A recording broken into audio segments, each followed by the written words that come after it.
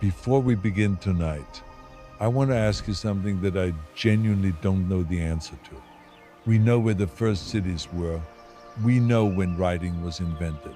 We know the names of the first kings. We can read the first tax records, the first laws, the first love poems. We have all of that. It starts about 5,000 years ago, and it tells us an extraordinary story. But here is what I keep coming back to. Modern humans, people with our exact brain, our exact capacity for language and art and love and grief and spiritual thought have existed for somewhere between 200,000 and 300,000 years. That means all the history we've been taught, all the pharaohs and emperors and explorers and revolutions, all the cities and empires and religions and inventions, all of it together occupies about 1.7% of the time our species has been alive. The other 98.3% is mostly silence, or what seems like silence from where we stand. So tonight I want to ask, what was happening in that silence? Who were the people in those 295,000 years before writing? What did they build? What did they believe? And is it possible, genuinely possible, that some of what they created was more sophisticated than we currently acknowledge? Before we go in, tell me where you are in the world tonight. What country, what city, what time it is. I love seeing where people are when they listen to these. Drop it in the comments before you fall asleep. Now, let's go back to the beginning, the real beginning, opening cinematic. There is a valley in Eastern Africa, not famous, not marked on most maps that people use in their daily lives. A valley in Ethiopia or Kenya or Tanzania. The exact location shifts as new fossils are found. But somewhere in East Africa, in the Great Rift Valley, a woman was born. She was, in every biological sense, fully human. Her brain was the same size as yours, the same structure, the same capacities. She could speak, probably, with the same range of sounds, the same grammatical complexity, the same ability to discuss things that weren't present, the past, the future, the hypothetical, the invisible. She had emotions. We know this because the brain structures that generate emotion in us were the same in her. The same amygdala, the same prefrontal cortex, the same mirror neurons that create empathy. She was curious. She was social. She was capable of love and grief and laughter and whatever ancient equivalent of wonder applies to a person standing under the Milky Way in a world without light pollution. She was alive somewhere between 200,000 and 300,000 years ago, and she is your ancestor. Not metaphorically, actually, through 8,000 to 12,000 generations of mothers and daughters, a direct line from her to you. What was her name? We don't know. Names don't fossilize. What language did she speak? We don't know. Language doesn't fossilize. What did she believe? We don't know. Beliefs don't fossilize. What did she love? We don't know. But we know she existed. We know she survived. We know she had children who had children who had children who eventually, 8,000 generations later, had you. And that chain of survival, that 8,000 generation sequence of people who made it through, is the most important story ever told. The story of how the world got a person lying in the dark tonight, wondering about the beginning of everything. Part 1, the 295,000 years history forgot. The gap in the story we were taught. Let me start with the gap. The enormous, almost incomprehensible gap between when modern humans appeared on Earth and when history, written history, the kind that leaves records, begins. Written history. Let's be precise about what that means. It means records, inscriptions, texts, something that encodes language in a physical medium that can survive for thousands of years and be deciphered by later people who understand the encoding. The oldest known writing comes from ancient Mesopotamia, from the Sumerian civilization in what is now Iraq, dated to approximately 3200 BCE.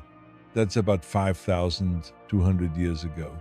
There are slightly earlier precursors, proto-writing, token systems, tally marks, that encode information without fully encoding language. And earlier still, cave paintings and engravings that encode visual information, but not language in the strict sense, but writing the encoding of spoken language in a form that can transmit arbitrary messages to people who weren't present, who didn't already know what was being said. That starts approximately 5,200 years ago. Modern Homo sapiens appear in the fossil record with fully modern anatomy about 300,000 years ago. Some researchers argue for a slightly later date, 200,000 to 250,000 years. The debate continues as new fossils are found, but somewhere between 200,000 and 300,000 years ago, people exactly like you were alive on Earth. The gap between 300,000 years ago and 5,200 years ago is approximately 294,800 years. Call it 295,000 years of modern human existence without written records. For reference, all of recorded history from the first Sumerian tablets to the present day covers about 5,200 years. The unrecorded period is 57 times longer. This is not a small omission. This is not a brief prologue. This is the overwhelming majority of human experience. A vast, deep, rich, mostly silent archive of people who thought and felt and built and destroyed and created and mourned for 295,000 years. Before anyone wrote anything down, what happened in those 295,000 years? This is the question that animates everything tonight. And the answer, or the partial answer, the fragmentary, astonishing, humbling partial answer that archaeology and genetics and linguistics and anthropology have been assembling is extraordinary, not empty, not simple, not primitive in any meaningful sense. Full, extraordinarily full of people living full human lives in a world we have barely begun to reconstruct. Part 2, who the first humans actually were. The anatomy and the capacity. Let me be very precise about something that is sometimes glossed over in popular accounts of human prehistory. The first modern humans were not proto-humans, not halfway evolved, not on the way to becoming fully human. They were fully human in every biological sense from the very beginning of our species. The brain, the modern human brain, weighs approximately 1.3 to 1.4 kilograms, contains approximately 86 billion neurons, with approximately 100 trillion synaptic connections. It is the most complex biological structure known to science. The first Homo sapiens had the same brain, the same size, the same basic structure, the same basic capacities. The skull of a Homo sapiens individual from 300,000 years ago is, in its internal volume and basic architecture, essentially the same as a skull from today. What does this mean? It means that the first modern humans had the same capacity for language, the same capacity for abstract thought, the same capacity for planning, the same capacity for art, the same capacity for mathematics, the same capacity for music, the same capacity for spiritual thought, the same capacity for complex social organization, the same capacity for technology as any human alive today. The difference was not in the brain, was not in the body, was in the accumulated cultural knowledge. The technology, the social structures, the stored information that each generation inherits from the previous one. An infant born 300,000 years ago, raised in a modern environment, would grow up indistinguishable from any modern person. They would learn language, learn to read and write, learn mathematics, learn to use computers, learn whatever was taught to them with the same facility as any child today. This is the fundamental reality of human prehistory that most popular accounts underemphasize. Our ancestors were not simpler people with simpler minds. They were us in different circumstances, with different accumulated knowledge, but us, the physical body, also essentially modern from the very beginning of our species. The skeletal remains of early Homo sapiens are anatomically modern, the same basic body plan, the same limb proportions, the same posture, the same bipedal gait, the same hands, with the same precision grip that allows fine manipulation of tools and instruments. And everything we make with our hands, the faces, are slightly different. In the earliest specimens, slightly more robust, slightly heavier brow ridges. In some populations, but within the range of modern human variation, if the earliest Homo sapiens were alive today, dressed in modern clothes, walking down a modern street, nobody would look twice. They would look like people because they were people. Part 3, the African cradle, where it all started.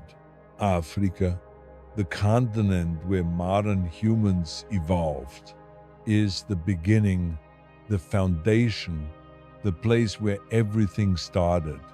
And yet, Africa is the continent whose prehistory is least known to most people. Most people, when they think of ancient civilizations, think of Egypt, perhaps Carthage, perhaps the Mali Empire, or Great Zimbabwe. But Egypt is recent, a few thousand years old. In a continent where modern humans have lived for 300,000 years, the ancient African past stretches far deeper than most people imagine. The genetic evidence, the most important evidence for African origins, is genetic. The human family tree, traced through genetics, has its deepest roots in Africa. Every human population outside Africa is genetically a subset of the variation within Africa. The San people of southern Africa, the Khoisan, have the oldest known genetic lineage of any living human population. Their ancestors branched off from the main human lineage hundreds of thousands of years ago, long before the out of Africa migrations, long before any other population divergence. The San are the living representatives of the oldest human lineage on Earth. This matters because it means that the diversity within Africa is greater than the diversity of the entire rest of the world. All the genetic variation of all the people in Europe, Asia, the Americas, Australia, the Pacific, is less than the variation within Africa. All the non-African diversity is a subset of the African. Africa is the genetic mother of all of us. The archaeological evidence the oldest anatomically modern human fossils come from Africa, Morocco, Ethiopia, South Africa, Tanzania. These sites have produced fossils dated to between 100,000 and 315,000 years ago that are unambiguously modern in their anatomy. Jebel Irhoud, Morocco, 315,000 years. We've discussed this in other episodes. The oldest reliably dated modern human fossils from a site in the Atlas Mountains that rewrote the timeline of human origins. When the dates were published in 2017, Omo Kibish, Ethiopia, 195,000 years. The Kibish fossils were discovered in 1967 and dated more recently to approximately 195,000 years. A complete skull and partial skeleton of a fully modern human from the Omo River Valley in southwestern Ethiopia, Blombos Cave, South Africa, 100,000 plus years. Perhaps the most important archaeological site for understanding the behavior of early modern humans, not because of the fossils it contains, but because of the objects, the pigments, the tools, the engravings, the shell beads that demonstrate a rich, complex cultural life. Long before what was previously thought possible, Blombos Cave, on the southern coast of South Africa, a cave that overlooks the Indian Ocean, that was occupied by modern humans. At several periods between approximately 100,000 and 70,000 years ago and earlier, what was found there changed our understanding of early human cognition. Fundamentally, ochre, red and yellow iron oxide pigment ground into powder on grinding stones mixed with fat or water to make paste for use as body paint or for marking objects or for symbolic purposes, we can only guess at 100,000 years ago. Shell beads, Nacerius crasianus shells, drilled through, strung together, worn as jewelry, as personal ornament, as expression of identity 100,000 years ago. Engraved ochre pieces, small blocks of ochre with deliberately incised geometric patterns, crosshatch designs, lines crossing at regular intervals, not accidental, not random, intentional, abstract, symbolic, 100,000 years ago. Composite tools, evidence that tools were made in parts, stone points hafted onto wooden or bone handles, using plant-based adhesive to attach the parts. The first known composite technology, 100,000 years ago. An ochre processing workshop, abalone shells used as containers, containing a mixture of ochre powder, charcoal, crushed bone, and other materials. Pigment kits, ready to use, 100,000 years ago. All of this, 100,000 years ago. In a cave, on the southern coast of Africa, in a world that, according to the old model, should not yet have been capable of this. The old model said that complex, symbolic, modern behavior emerged suddenly around 50,000 years ago in Europe. The human revolution, the cognitive revolution, the moment when anatomically modern humans finally became behaviorally modern. Blombos proved that model wrong. Complex behavior, symbolic behavior, planning, abstract thought was present in Africa 100,000 years ago or earlier, not in Europe, not at 50,000 years. In Africa, twice as long ago, the implications are significant. If modern human behavior appeared in Africa at least 100,000 years ago, then there were people living fully modern cognitive lives for at least 100,000 years before the first writing, for at least 100,000 years before what we call civilization. What were they doing? For 100,000 years, part 4. The early African cultures, 100,000 years of life before the migration. Let me try to reconstruct the world of the early African modern humans, not from written records, obviously, from the archaeology, from the bones and tools and shells and pigments, from the landscape, from what we know about similar societies that existed until recently, the Middle Stone Age. Archaeologists refer to the African cultural period between approximately 300,000 and 30,000 years ago as the Middle Stone Age. It's a term that sounds modest, that undersells what it contained. The Middle Stone Age was not a static period, not a time of frozen, unchanging primitivism. It was dynamic. It saw repeated innovations, technological developments, cultural changes, regional variations, the development and spread, and sometimes disappearance of specific tool traditions, specific art forms, specific behaviors over thousands of years.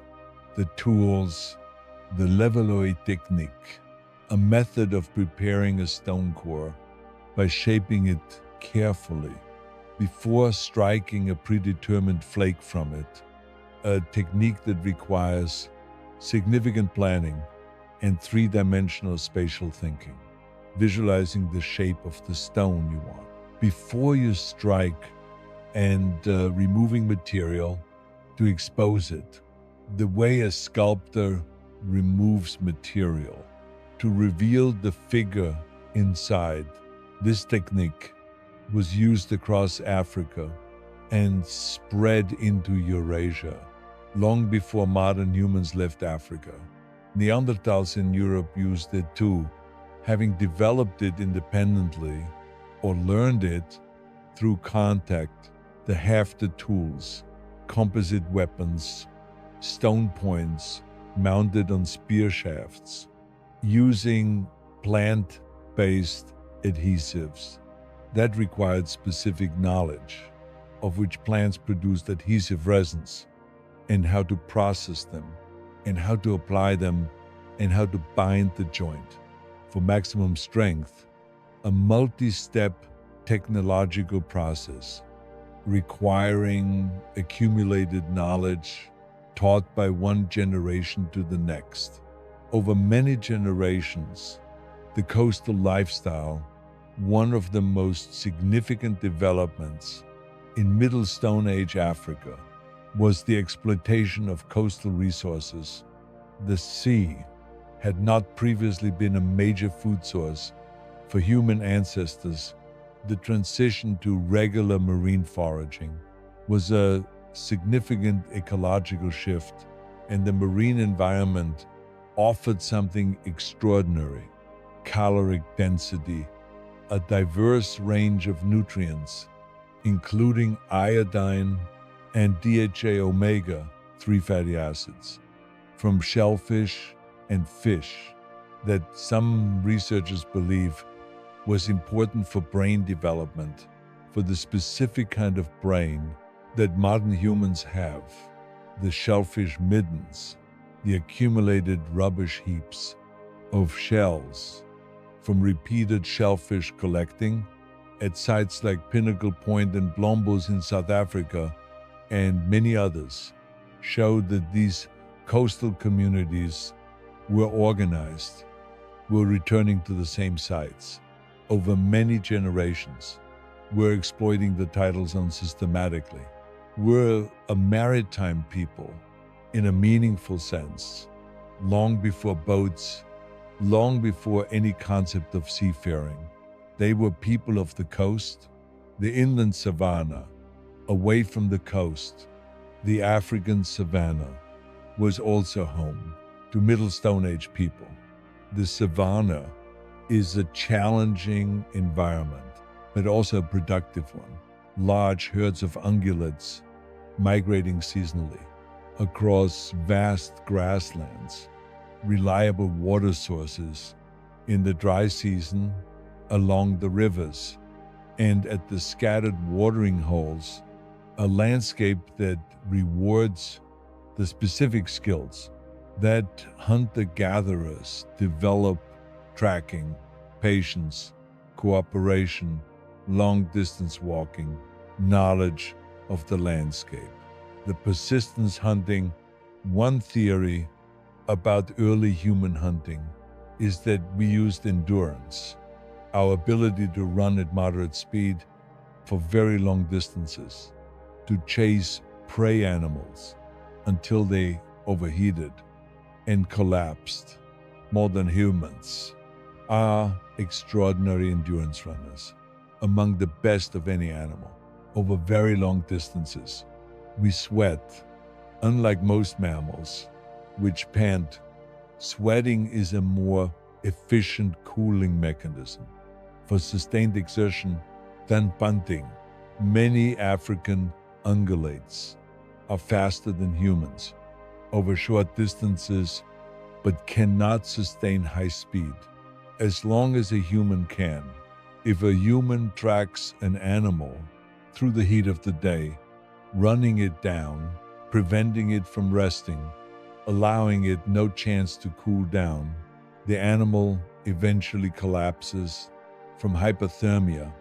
The persistence hunt has been documented in modern sand bushmen and in other traditional hunter-gatherer societies. It requires extraordinary tracking skills to follow an animal across hard ground where the prints are sometimes invisible over many kilometers. It requires knowledge of the animal's behavior, its resting habits, its response to pursuit. It requires communication between hunters to coordinate the pursuit. It is not primitive. It is highly sophisticated, a complex integration of physical endurance, observational skill, spatial awareness, and social coordination in a landscape, with an animal you understand. Part 5. The Great Migration out of Africa, when humanity walked into the unknown. Between 60,000 and 80,000 years ago, a small group of people left Africa.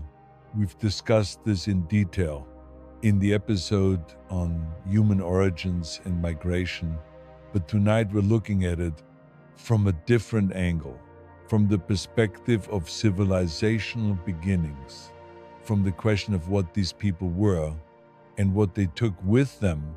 They took everything. That's the important point.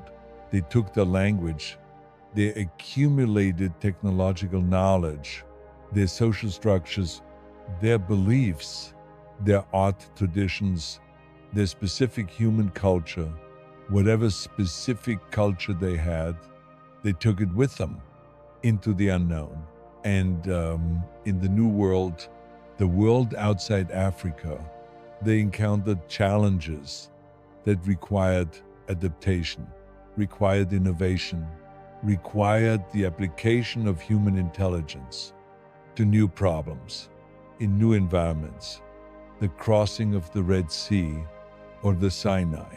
However they got out was the first step into a world without recent human memory, without the accumulated knowledge that their African home had built up over hundreds of thousands of years into new landscapes, new animals, new plants, new challenges. And they thrived. Within 5,000 years, perhaps fewer, they had reached India. Within 15,000 years, they had reached Australia, the most extraordinary long-distance crossing in the history of our species. Until then, across open ocean, in the largest uninhabited landmass on Earth, what they found, the world outside Africa in Sheresat Nulabetse was different from today in several important ways. Sea levels were lower, about 60 meters lower during the moderate glacial conditions of 60,000 years ago. More water was locked in ice caps. The coastlines were different. More land was exposed. The climate was generally cooler than today, but not as extreme as the peak glacial conditions. That would come later. Around 20,000 years ago, the world was livable, though different. The megafauna, the large animals, were present in numbers that seem extraordinary today. Australia had its giant marsupials, the Protodon and Thylacoleo. Eurasia had its woolly mammoths and woolly rhinoceroses, cave bears and cave lions, giant deer with 3-meter antlers. The world was full of large animals that the migrating humans had never encountered and that had never encountered humans. This asymmetry was important. The animals didn't know to be afraid. The animals were naive, approachable, huntable by people with spears and intelligence and cooperative hunting strategies. The result, as we've discussed in the Human Origins episode, was extinction in continent after continent. As modern humans arrived, the large animals died, not immediately, not all at once, but within a few thousand years of human arrival, the megafauna declined and in many cases disappeared. This was not malice. It was ecology. Humans are effective hunters. The animals had no evolutionary response to our predator that thought ahead, that coordinated, that used long-range projectiles, that hunted cooperatively in groups. The animals had no fear of this, and they paid for it. Part 6, the Ice Age world, living at the edge of everything. The Ice Age, the period from roughly 115,000 to 11,700 years ago, was the world that shaped most of modern humanity's cultural heritage. If there is an ancestral world, a common background to the cultures of Europe, Asia, the Americas, it is the Ice Age, the cold world, the world of mammoths and cave bears, of painted caves and carved ivory, and the specific, intenser human experience of living near the ice. The glacial maximum, about 20,000 to 26,000 years ago, was the coldest period of the most recent Ice Age.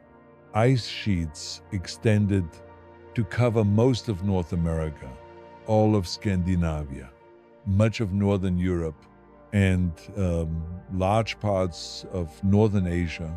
Sea levels were approximately 120 meters lower than today. The geography of the world was different, sometimes dramatically different. Britain was not an island.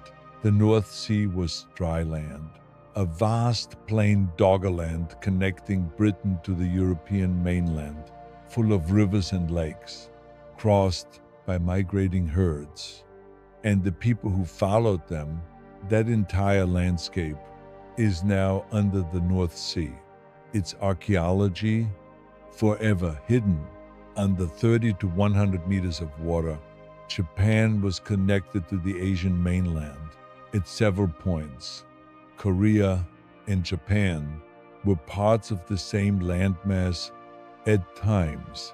During the glacial maximum, the islands of Southeast Asia were connected into a larger landmass called Sundaland, a vast tropical peninsula that is now the seabed of the South China Sea and the Java Sea and the Strait of Malacca, the Bering Strait, was Land, Brinja, the broad, flat, cold, steppe-like plain that connected Asia and North America. Where the Bering Strait now is a pathway that was eventually used by the ancestors of the first Americans who walked from Asia into the Americas, on land that is now under the ocean. The people of the Ice Age were extraordinary in ways that the popular imagination only partially captures. They were not simple brutes, huddled in caves against the cold. They were sophisticated, adaptable, technologically advanced within the framework of their time. Their tools were carefully made, the Aurignacian and Gravettian cultures of Ice Age Europe produced blades of extraordinary precision, scrapers and burns for working leather and bone and ivory, needles with eyes. For sewing, the first known sewing needles from 50,000 to 60,000 years ago. Sewing, the ability to join pieces of material with thread into garments that fit the body, was essential for surviving in the cold, not just covering the body, but covering it effectively, efficiently, with minimal heat loss. The people who made the first dyed needles were the inventors of tailored clothing, of the specific technology that allowed humans to occupy cold environments that would otherwise have been lethal. The bone flutes from Hohlfels Cave in Germany and from Vogelhead Cave, dated to approximately 40,000 years ago, are the oldest known musical instruments made from vulture bone and mammoth ivory with carefully drilled finger holes designed to produce specific notes, a pentatonic scale, not random, not accidental, designed. And the art of the Ice Age is one of the most profound and least adequately discussed achievements in the entire history of our species. Part 7, the art that changed everything. What the cave paintings mean. Let me tell you about the first time someone saw the Chauvet cave paintings. Not the first time ancient humans painted them, but the first time modern humans saw them. In 1994, Jean-Marie Chauvet was a spelunker, un amateur cave explorer in the Ardèche region of southern France. On 18 December 1994, he was exploring with two colleagues in a gorge he had explored many times before, when he felt a draft of air from a crevice in the rock. Air currents in cave exploring mean open spaces. A draft means somewhere the air is moving to, an opening, a chamber, something beyond. They cleared the opening and crawled through into what became one of the most significant archaeological discoveries in human history. The walls of the cave were covered in paintings, hundreds of paintings of rhinoceroses, lions, mammoths, cave bears, horses, aurochs, done in charcoal, in ochre, in the light of torches or lamps, by human hands. 36,000 years ago, the quality was what stopped them. The quality of the paintings is not what you expect. When you imagine primitive cave art, the rhinoceroses are shown from multiple angles, with perspective, with shading, with anatomical accuracy. The lines are in motion, their muscles visible, their posture dynamic. The horses are individualized, different from each other, in ways that suggest not just copying, but careful observation of real horses by artists who spend time watching them and learning their specific forms. One of the most extraordinary panels shows a group of lions hunting 10 or more lions, shown in varying sizes, which create the illusion of depth, of a three-dimensional scene receding into the distance, the lions in the foreground large, the lions in the background small, perspective. In a painting 36,000 years old, Werner Herzog made a documentary about Chauvet Cave called Cave of Forgotten Dreams, in which he describes the experience of being in the cave, of seeing the paintings by torchlight, as the original artist saw them in the flickering light. The animals move, the multiple lines and superimposed figures that had seemed like artistic confusion in photographs are in flickering light animation. The artists understood their medium. They knew their paintings would be seen by firelight. They painted for firelight. They created the world's first cinema 36,000 years ago in a cave in southern France. What does it mean? The cave art of the Ice Age is the clearest evidence that our ancestors were not simpler than us in any meaningful sense. The cognitive ability to represent a three-dimensional world on a two-dimensional surface is not trivial. It requires the ability to abstract, to extract the essential visual information from a complex reality and encode it in a simplified form that another person can decode and understand. This is the same cognitive operation that underlies writing, that underlies mathematics, that underlies all visual communication. It was present 36,000 years ago, fully developed in the cave painters of Europe and probably earlier in Africa, where we simply haven't found as much surviving art because the preservation conditions are not as favorable as in the sealed limestone caves of southern France and northern Spain. The spiritual dimension, many researchers believe that the cave paintings were not decorative, not just artistically motivated, but spiritually motivated, part of a ritual practice. The caves are often deep, very deep. The Chauvet Cave, the Fond de Gaume, the Lascaux, many of the famous painted caves have their art in the deepest, most inaccessible chambers, reached only by crawling through narrow passages in total darkness with only a lamp. This is not the behavior of someone decorating a space. It is the behavior of someone going somewhere specific with specific intention into the darkness, into the earth, to do something in a specific place that required the journey.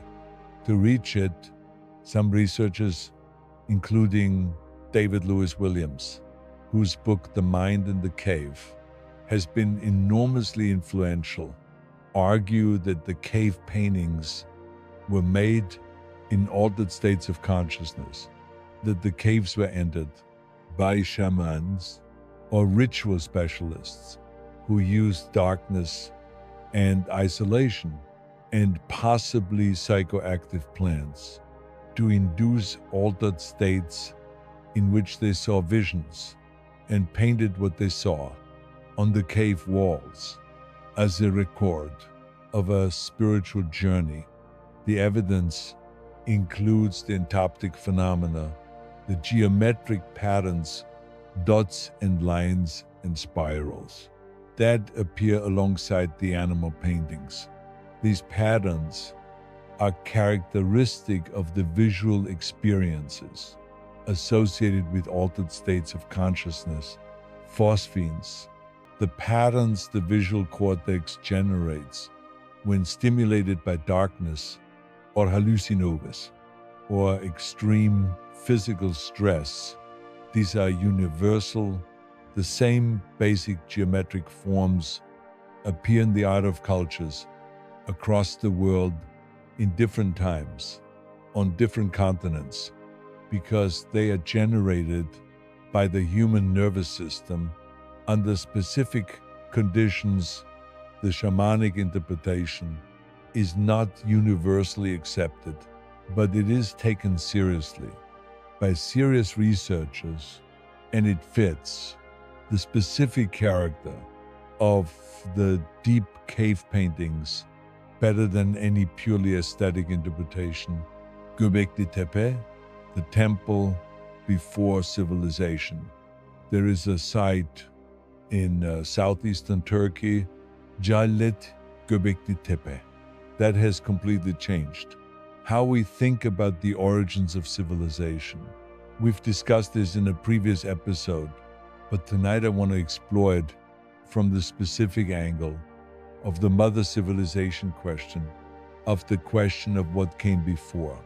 What we know, the conventional narrative of civilization's origins goes like this: agriculture first, then settlement, then surplus, then specialization, then complexity, then civilization. Agriculture allows settled life. Settled life allows surplus production. Surplus allows some people to not farm, to be priests or architects or administrators. Specialization allows the development of complex skills, literacy, mathematics, engineering. This narrative is coherent and mostly true. In broad outline, agriculture does precede civilization in most cases, but Göbekli Tepe was built before agriculture, before settled life, before any of the things that the conventional narrative says have to come first. Göbekli Tepe was built by hunter-gatherers, by people who moved with the seasons, who followed game, who gathered wild plants, who had no permanent settlements, who, by the conventional narrative, should not have been capable of building what they built.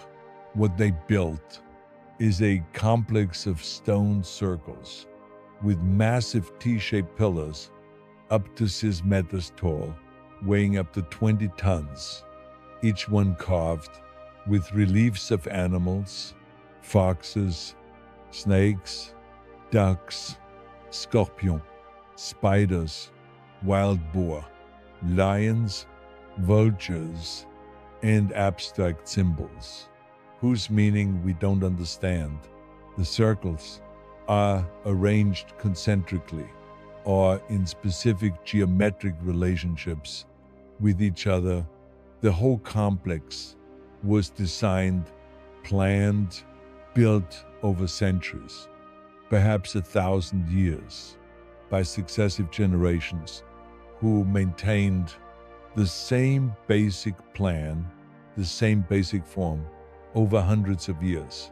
And then, about 8,000 BCE, the entire complex was deliberately buried, filled in with rubble and soil, and abandoned, or perhaps not abandoned, perhaps sealed, preserved, put to sleep. Why? We don't know. The people who built it left no written explanation. The gesture itself, the deliberate burial, is one of the most evocative mysteries in all of archaeology. The implications.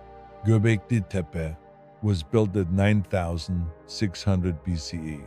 The oldest sections are from that period. That is 11,600 years ago. For context, The first Egyptian pyramids were built around 2600 BCE. That is 9,000 years later. Tan Göbekli Tepe, the Stonehenge of the Salisbury Plain, was built around 3000 BCE. That is 6,600 years later. Tan Göbekli Tepe, the first Sumerian cities, around 4000 BCE. 5-600 years after Göbekli Tepe. Göbekli Tepe is older than all of these by thousands of years, and it was built by people who, according to the conventional narrative, shouldn't have had the social organization, the planning capacity, the labor force, the symbolic vocabulary to build it, the site challenges, the narrative of linear progress, from simple to complex, from primitive to sophisticated. It suggests that the capacity for complex thought, for symbolic communication, for organized labor, for the construction of permanent sacred spaces, was present in human beings long before agriculture, long before the things we usually say make civilization possible. What does this mean? It means, at minimum, that we have underestimated the people of the pre-agricultural world dramatically. It may mean that the conventional narrative of how civilization begins is incomplete or wrong in important ways. It raises the question that haunts this entire documentary. If people could build Göbekli Tepe in Deviat, Shastsad Betse'e, without agriculture, without cities, without writing, without any of the things that we say enable civilization, what were they capable of? Before 9,600 BCE, what happened in the 190,000 years between the first modern humans and Göbekli Tepe, we don't fully know.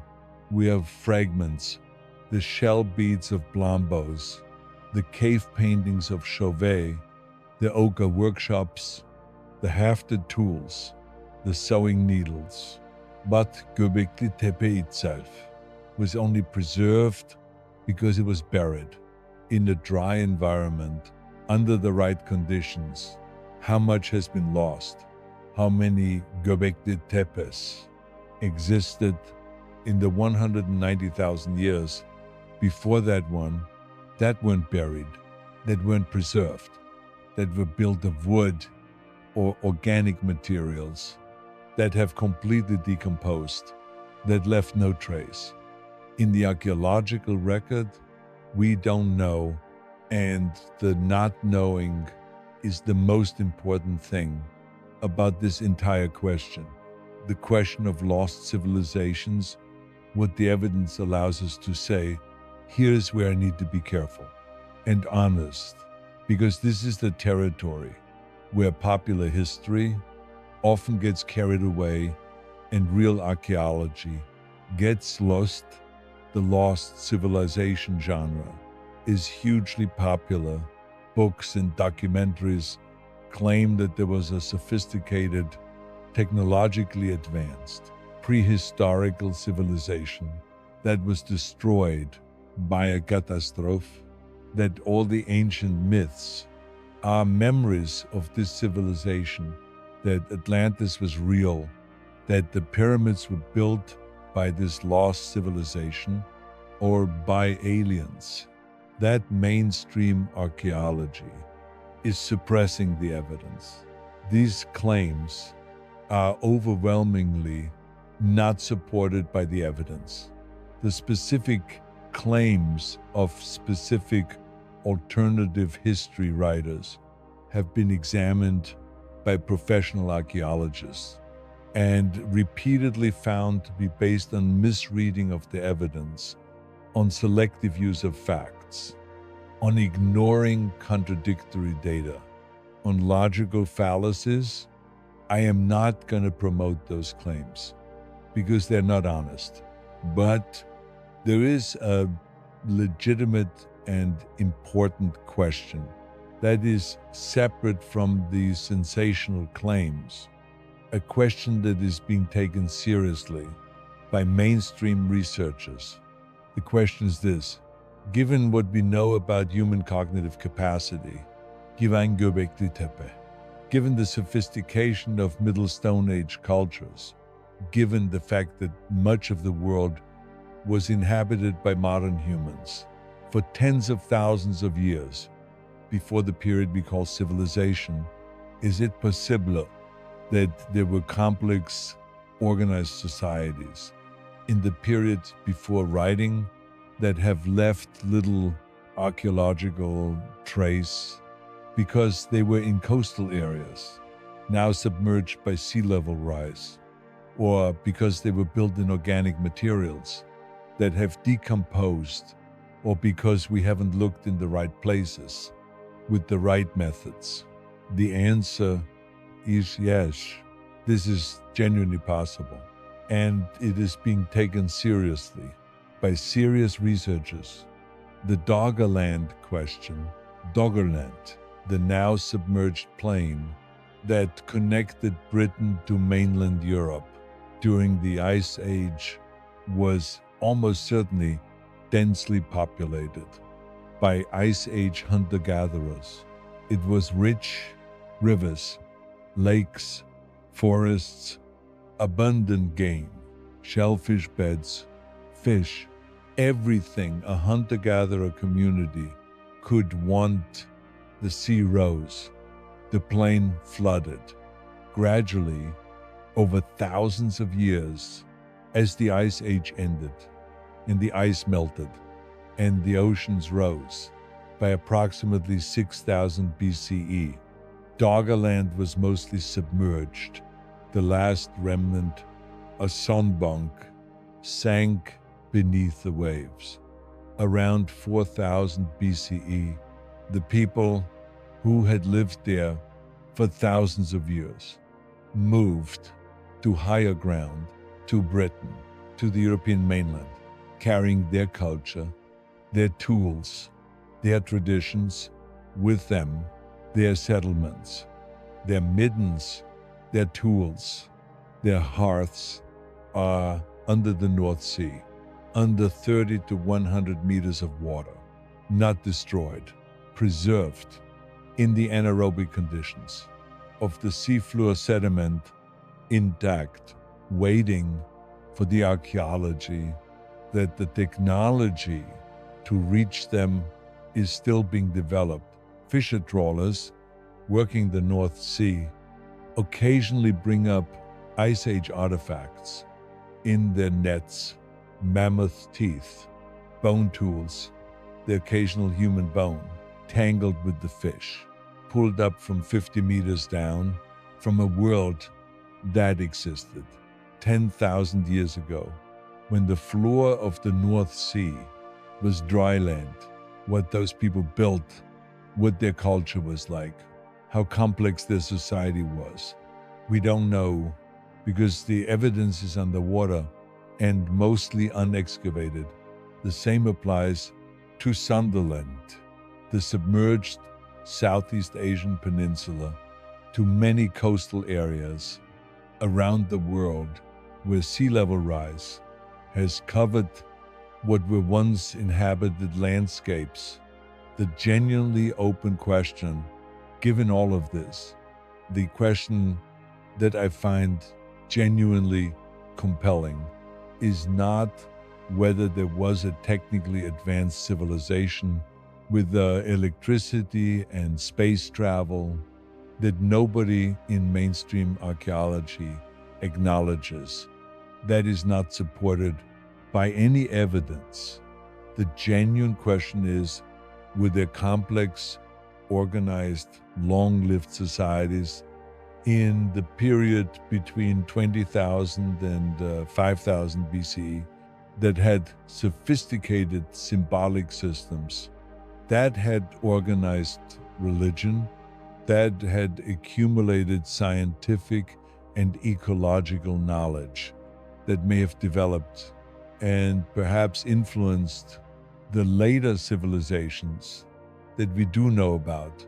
Not Atlantis, not aliens, not secret knowledge suppressed by a conspiracy, but genuinely complex, genuinely sophisticated human societies in the late Ice Age and the early post-glacial period that left insufficient trace for us to fully reconstruct Göbekli Tepe suggests this possibility.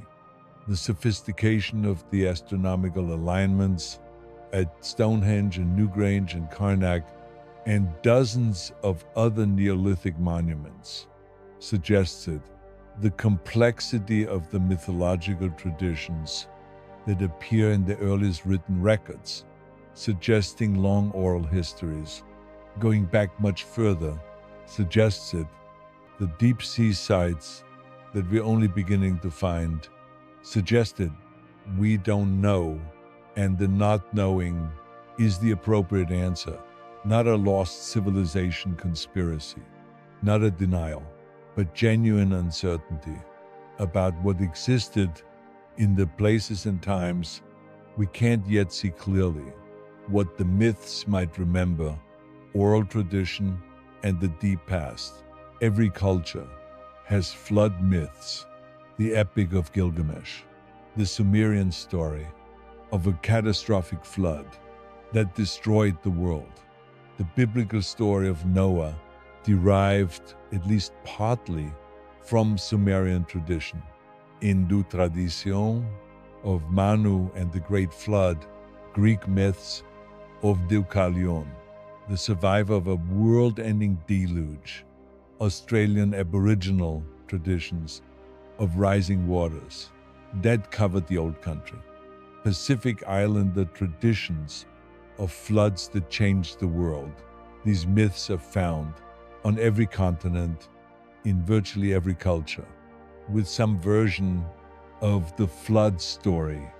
What does this mean? The simple explanation is psychological.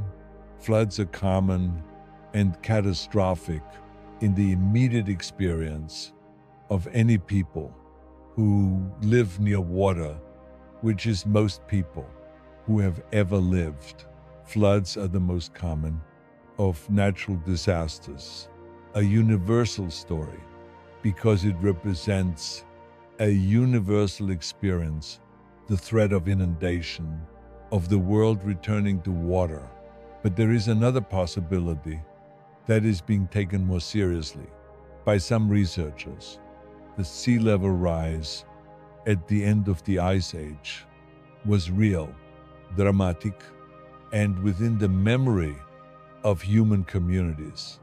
Between approximately 20,000 and 7,000 years ago, sea levels rose approximately 120 meters. That sounds gradual on geological timescales, but in local experience, it was sometimes catastrophic.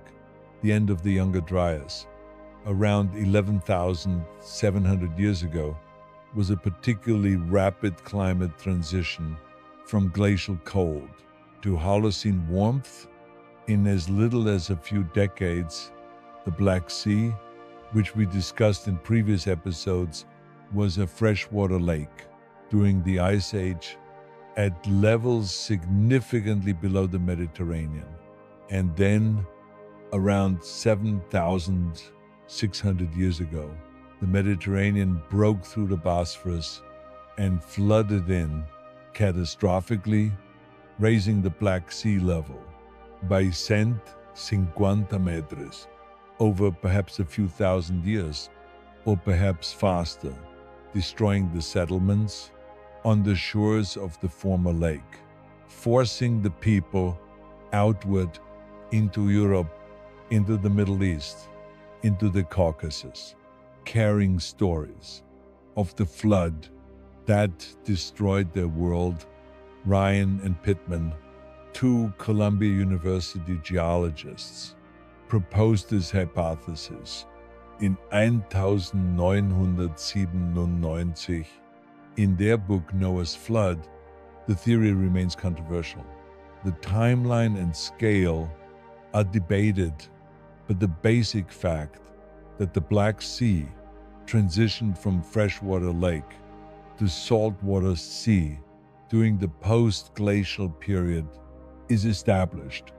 The question of whether this event is reflected in the Sumerian and biblical flood myths is unresolved, but genuine and serious. Other flood myths may reflect other specific events: the flooding of Sunderland, the gradual submergence of coastal areas. In Australia, Aboriginal Australians have specific traditions about the rising of the sea that covered the old country, traditions that have been compared to specific geological records of sea level rise in specific locations around the Australian coast, with sometimes remarkable correspondence between the tradition and the geological record. If oral traditions can preserve accurate memories of specific events across thousands of years, this changes how we think about the information content of ancient myths. We've been treating them as metaphor, as psychology, as entertainment, as primitive cosmology, but some of them may be memory, encoded in narrative, because narrative is how human beings store and transmit complex information. Without writing, for thousands of years, the song lines of the Aboriginal Australians, which encode navigational and ecological information in narrative form, demonstrate this clearly. Narratives that have been maintained across thousands of years with sufficient accuracy to be used for practical navigation and ecological management. If this is possible for practical knowledge, it may be possible for historical memory, for the memory of specific events in a world before writing, before books, before any medium, for preserving information other than the human mind.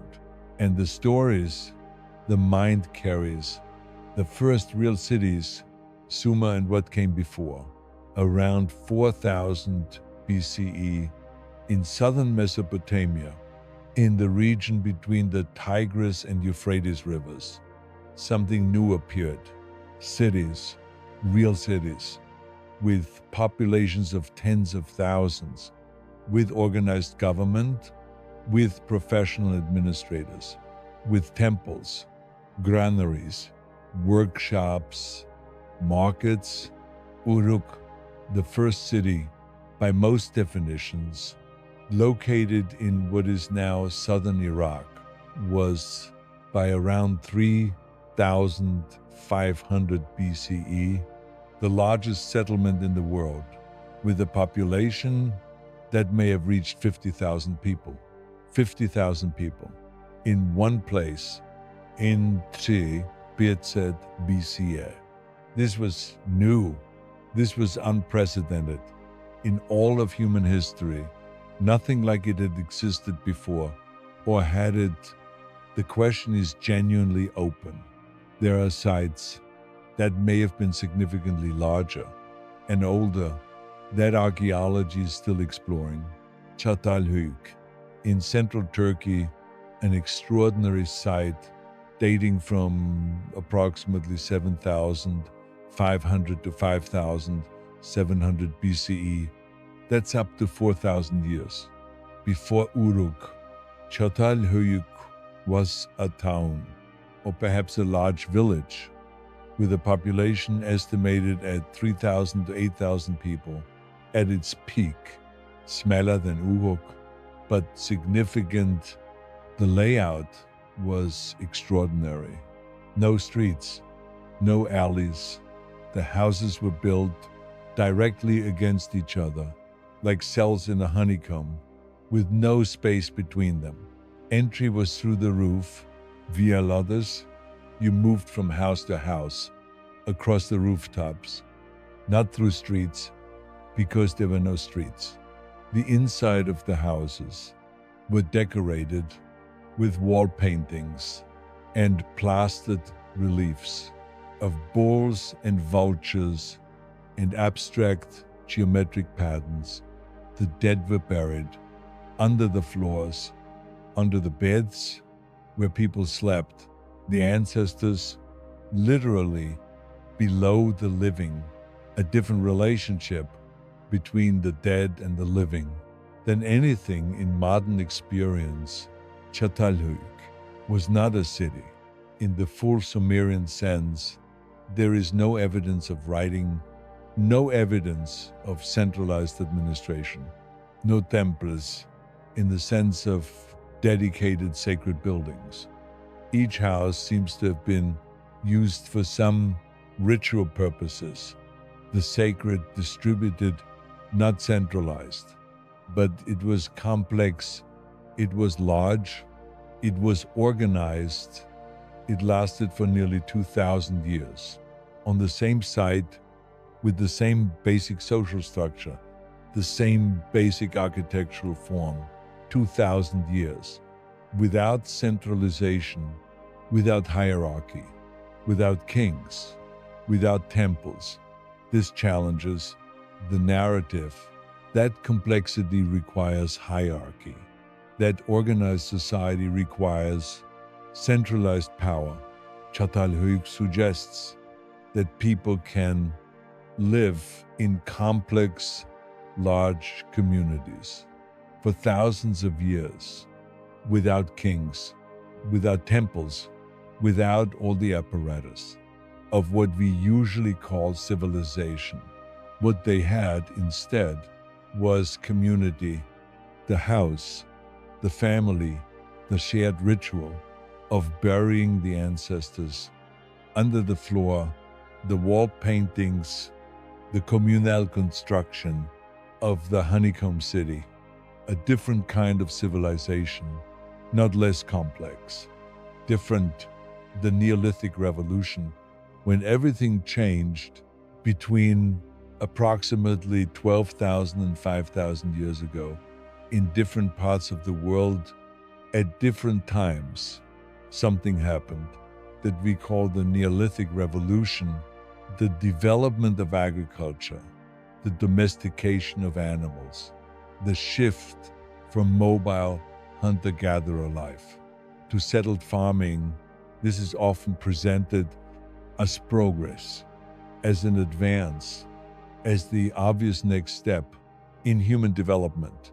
But that framing misses something important, something that the evidence makes clear. For many people, the transition to farming made life worse in specific, measurable ways. The skeletal evidence is clear. Early farmers, compared to the hunter-gatherers who preceded them, were shorter, had more nutritional deficiencies, more dental cavities, more evidence of hard physical labor, more infectious disease, more childhood stress. Farming is harder work than hunting and gathering. It is repetitive, grinding, physically demanding.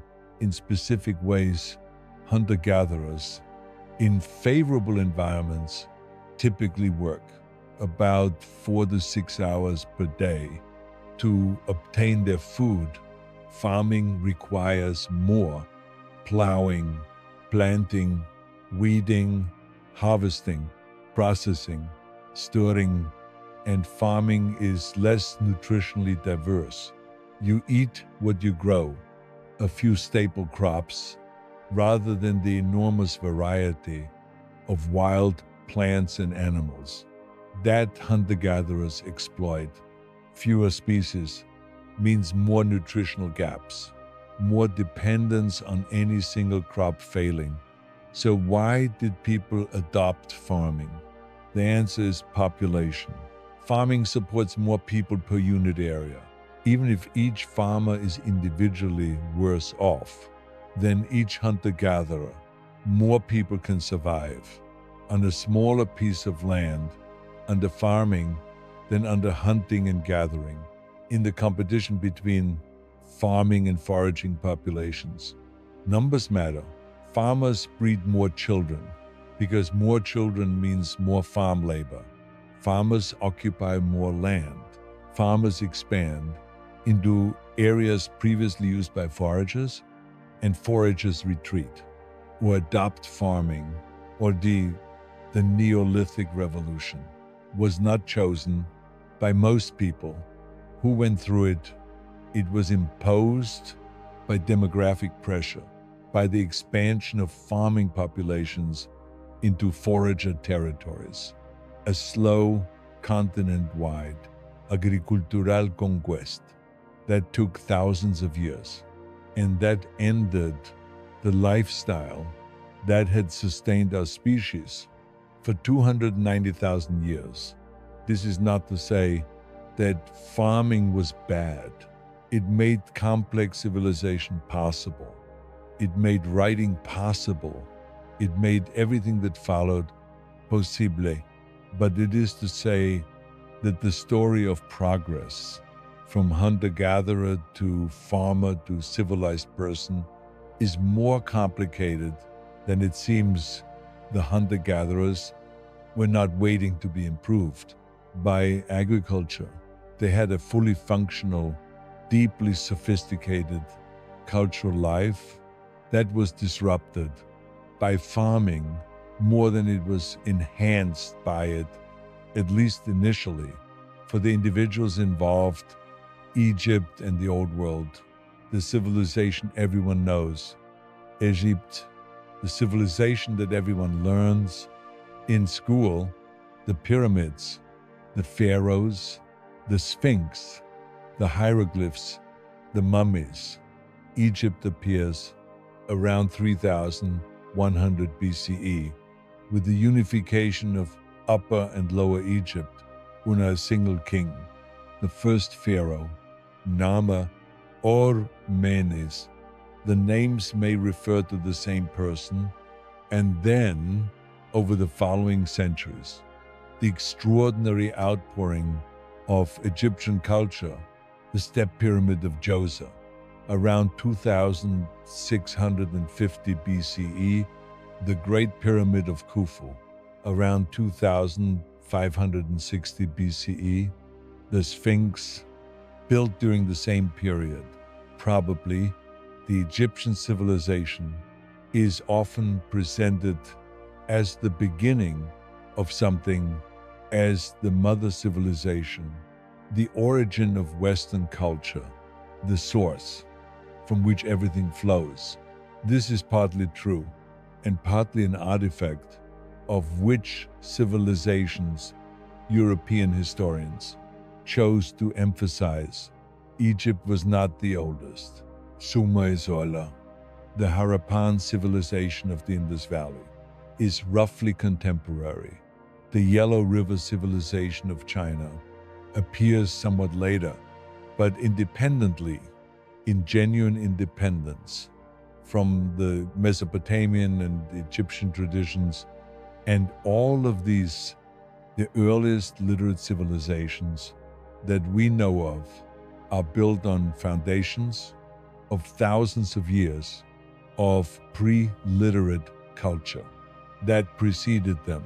The people who built Çatalhöyük, Sedm, Pietsebce, were not the first farmers.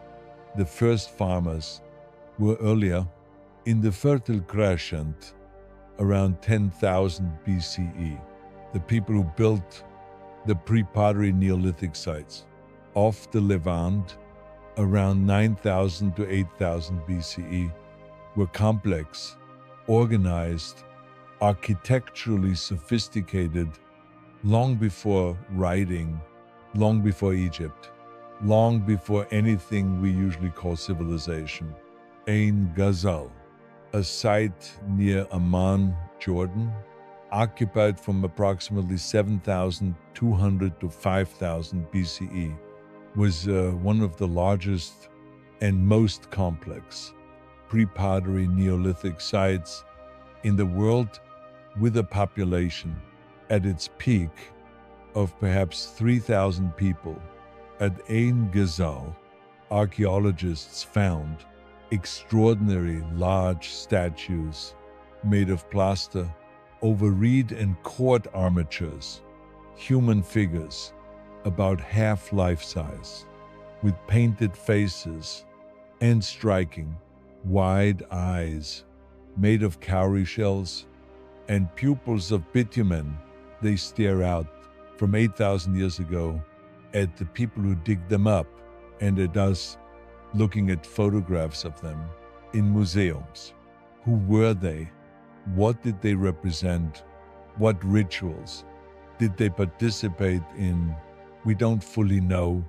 The plaster statues of Ain Ghazal are a mystery from a world that is beginning to emerge from the silence of the pre-literate past, the philosophy of origins, why we need the story of beginnings. I want to sit with something. Before we go on, something that is not about archaeology or genetics or anthropology, but about why we ask these questions, about why the question of origins matters to us. Every culture has a creation story, a story of the beginning of the world, of the people, of the specific group who tells the story. These stories are not just cosmology, they are identity. They answer the question that every human being asks at some point: where did I come from? And that question is not just biographical, it is existential.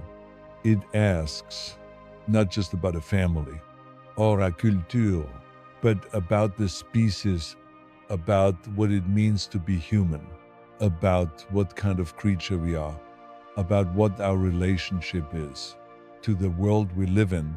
The story of human origins, as science tells it, is a very specific kind of answer.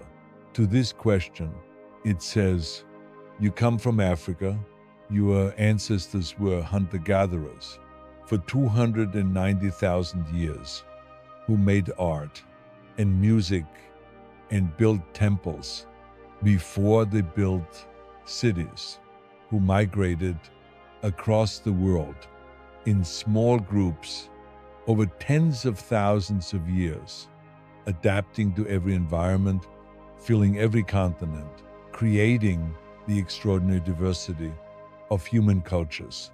That is the world's greatest treasure. This story is also a specific kind of claim about what we are. It says we are all the same, underneath, all descended from the same small group in Africa, all carrying the same basic heritage of 300,000 years of modern human life, all inheritors of the same art and music and language and spiritual thought that the Ice Age cave painters were already practicing 36,000 years ago, or the shell bead makers of Blombos 100,000 years ago. The story of human origins is a story about continuity between every person alive today and every person who has ever lived. You are not separate from the person who stood at the bottom of the valley in East Africa 200,000 years ago and looked at the Milky Way and felt something they couldn't name.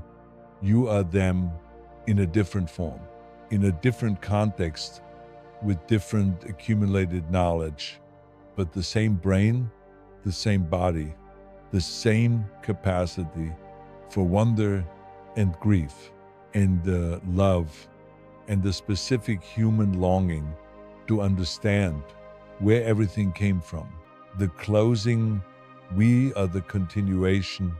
Let me end part one here with a thought about continuity, about the chain 300,000 years ago.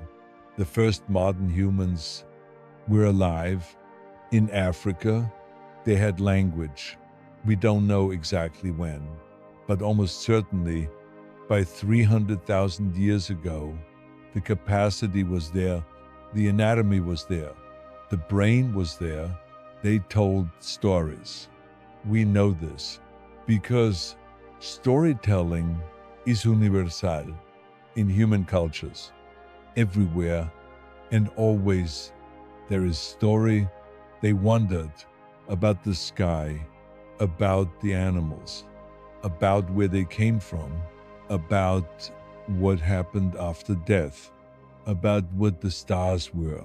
They grieved, they loved, they had children, they taught those children everything they knew, and the children taught their children, and so on, for 8,000 to 12,000 generations. Until now, every generation received something from the one before, a little more knowledge, a slightly better understanding, a slightly more refined technology, a slightly richer cultural tradition. The process was not linear, not always forward. Civilizations rose and fell. Knowledge was lost and found again or found differently. The direction was not always obvious, but the chain held for 300,000 years. Every generation found a way to pass something to the next. And here you are at the end of that chain. For now, the current holder of everything that has been passed forward for 300,000 years. You contain every story they told, or the genes that shaped the brain, that tells stories. Every innovation they made, or the neural architecture that allows innovation, every piece of art they created, or the capacity for art that built up over hundreds of thousands of years of evolution and culture. You are not the end. You are a point on a line that began in Africa 300,000 years ago and continues through you into the future that you cannot see. Rest now, but not yet, not quite yet. There is more of the story that needs to be told before the silence, before the drift, before the slow, patient letting go that sleep requires. The world after the ice, what happened when everything changed 11,700 years ago. The ice retreated, not all at once, not in a day or a year, but in geological terms. Quickly, the climate shifted, the younger dryas, the cold snap that had interrupted the warming for about 1,200 years, ended and ended fast. Some climate records suggest the transition took as little as a decade or three, from cold and dry to warm and wet, in less than a human lifetime. For the people living through it, the change must have been perceptible. The winters growing shorter, the summers warmer, the glaciers retreating slowly enough to be invisible year to year, but fast enough that grandparents could describe a world different from the one their grandchildren inherited. The forests moved north. Where tundra had been, birch forests grew. Where birch forests had been, mixed temperate forest. Where ice sheets had extended, grass, then soil, then trees, then the specific, layered, complex world of temperate forest. that the European continent would wear for the next 10,000 years.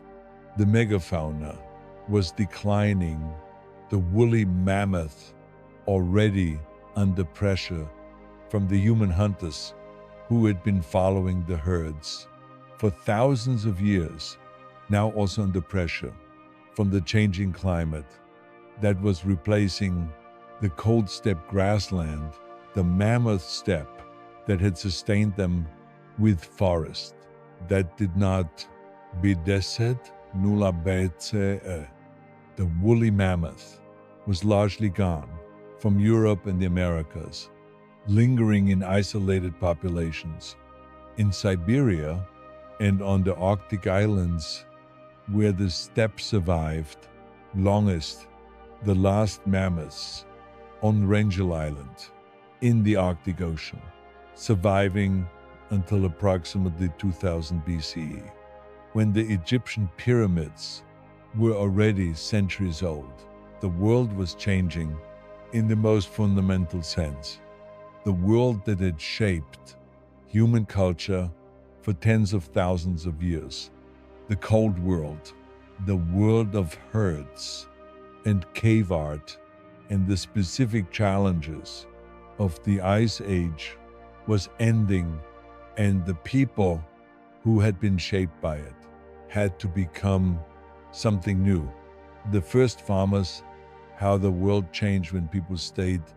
The transition to farming is one of the most studied and most debated events in human history. Why did it happen? When it did, why it happened?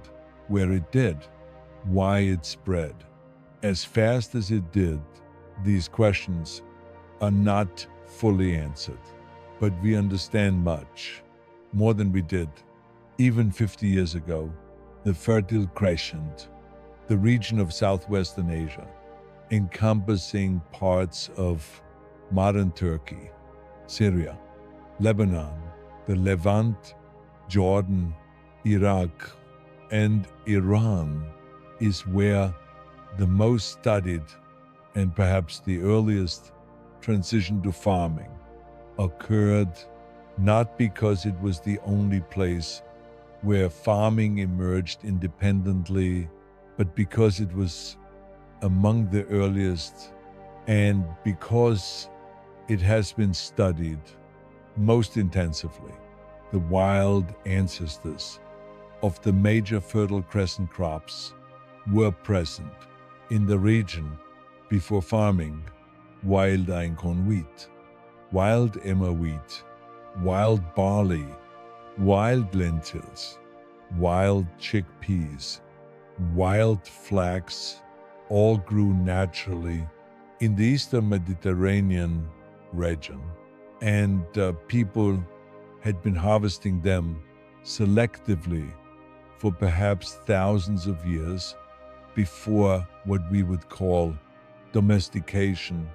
The difference between harvesting wild plants and farming them is gradual, not a single invention, not a moment of discovery, a process of increasing intervention, increasing selection, increasing dependence on specific plants and their specific locations. The first step may have been replanting, taking seeds from the most productive plants and sowing them near the camp or the settlement to ensure supply the next year.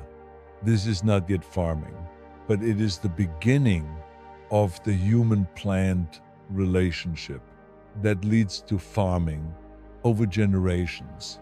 The plants changed under this selective pressure. The plants that were most useful to the humans, collecting them, were the ones most likely to be replanted, their seeds most likely to be passed on. A new evolutionary pressure applied by human selection rather than natural selection. Wild wheat has a seed head that shatters when ripe, scattering seeds. This is the plant's reproductive strategy. Seeds scattered widely, more chance of germination, more offspring, but a shattering seed head is bad for a human harvester because by the time you harvest, much of the grain has already scattered. You get less. Occasionally, a mutation produces a plant with a non-shattering seed head in the wild. This mutation is selected against. The plant can't scatter its seeds. It reproduces less. Its offspring are fewer. But to a human harvester, a non-shattering seed head is valuable. More grain stays on the plant until harvest. You get more if you selectively replant the seeds of the non-shattering plants. The non-shattering trait spreads through your crop, not through natural selection, through human selection. This is domestication, the inadvertent or perhaps eventually deliberate reshaping of wild plants into cultivated ones through the accumulated selective pressure of thousands of generations of human harvesting and replanting the animals too. The domestication of animals followed a similar trajectory of gradual, increasing human management over wild populations. The goat was probably the first domesticated animal in the Fertile Crescent around 10,000 BCE. Wild Bezoar goats were herded, controlled, carefully managed over generations into the domestic goat that is recognizably different from its wild ancestor in behavior, in morphology, in its relationship to human beings.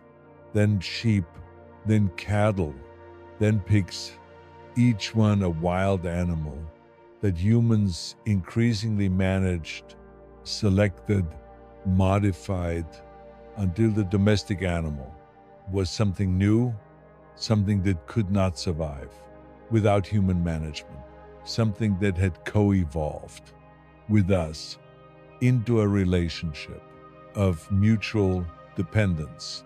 The settlements, when people decided to stay with farming, came settlement, not immediately, not completely. The transition was gradual. Many early farming communities were semi-mobile, farming in one place for part of the year, moving to exploit wild resources. In other seasons, a mixed strategy that hedged the risks of full dependence on any single food source, but over time, settlement became more permanent. The investment in fields, in storage facilities, in houses was too large to abandon easily, and the storage of grain made it possible to survive the winter without moving, without following the herds, without the constant mobility that hunter-gatherers required. The first permanent settlements were small, perhaps a few families living in simple round houses with mud brick walls, thatched roofs, a central hearth, a storage pit, a small field or garden nearby. These settlements grew as the decades passed, as the centuries passed. More families, clearing more land, building more houses, accumulating more stored grain, more domestic animals, more children who needed more fields, and built more houses, and cleared more land. The feedback loop of agricultural population growth is powerful. Farmers can support more children than hunter-gatherers because stored food means children can be weaned earlier, because farming often relied on family work because the cost of an additional child in a farming household is lower than in a mobile hunter-gatherer band where every child must be carried until they can walk well enough to keep up. The result was population growth that hunter-gatherer populations could not match, and expansion of farming settlements into territories previously occupied by hunter-gatherers. The foragers had several options. They could move away from the expanding farmers into less fertile territory where farming was less productive. They could adopt farming themselves, taking on the lifestyle of their expanding neighbors. They could resist, sometimes violently, or they could be absorbed, intermarrying with farmers, becoming part of farming communities. All of these things happened in different places at different times. The archaeological record shows all of these outcomes in different contexts. The first writing, when memory became stone writing, the technology, that changed everything. That made the transmission of information no longer dependent on human memory and human presence. That made it possible for one person to send a message to another person they had never met in a place they had never been decades or centuries. After they were gone, the first writing was not literary, was not philosophical, was not religious. It was administrative. It was accounting.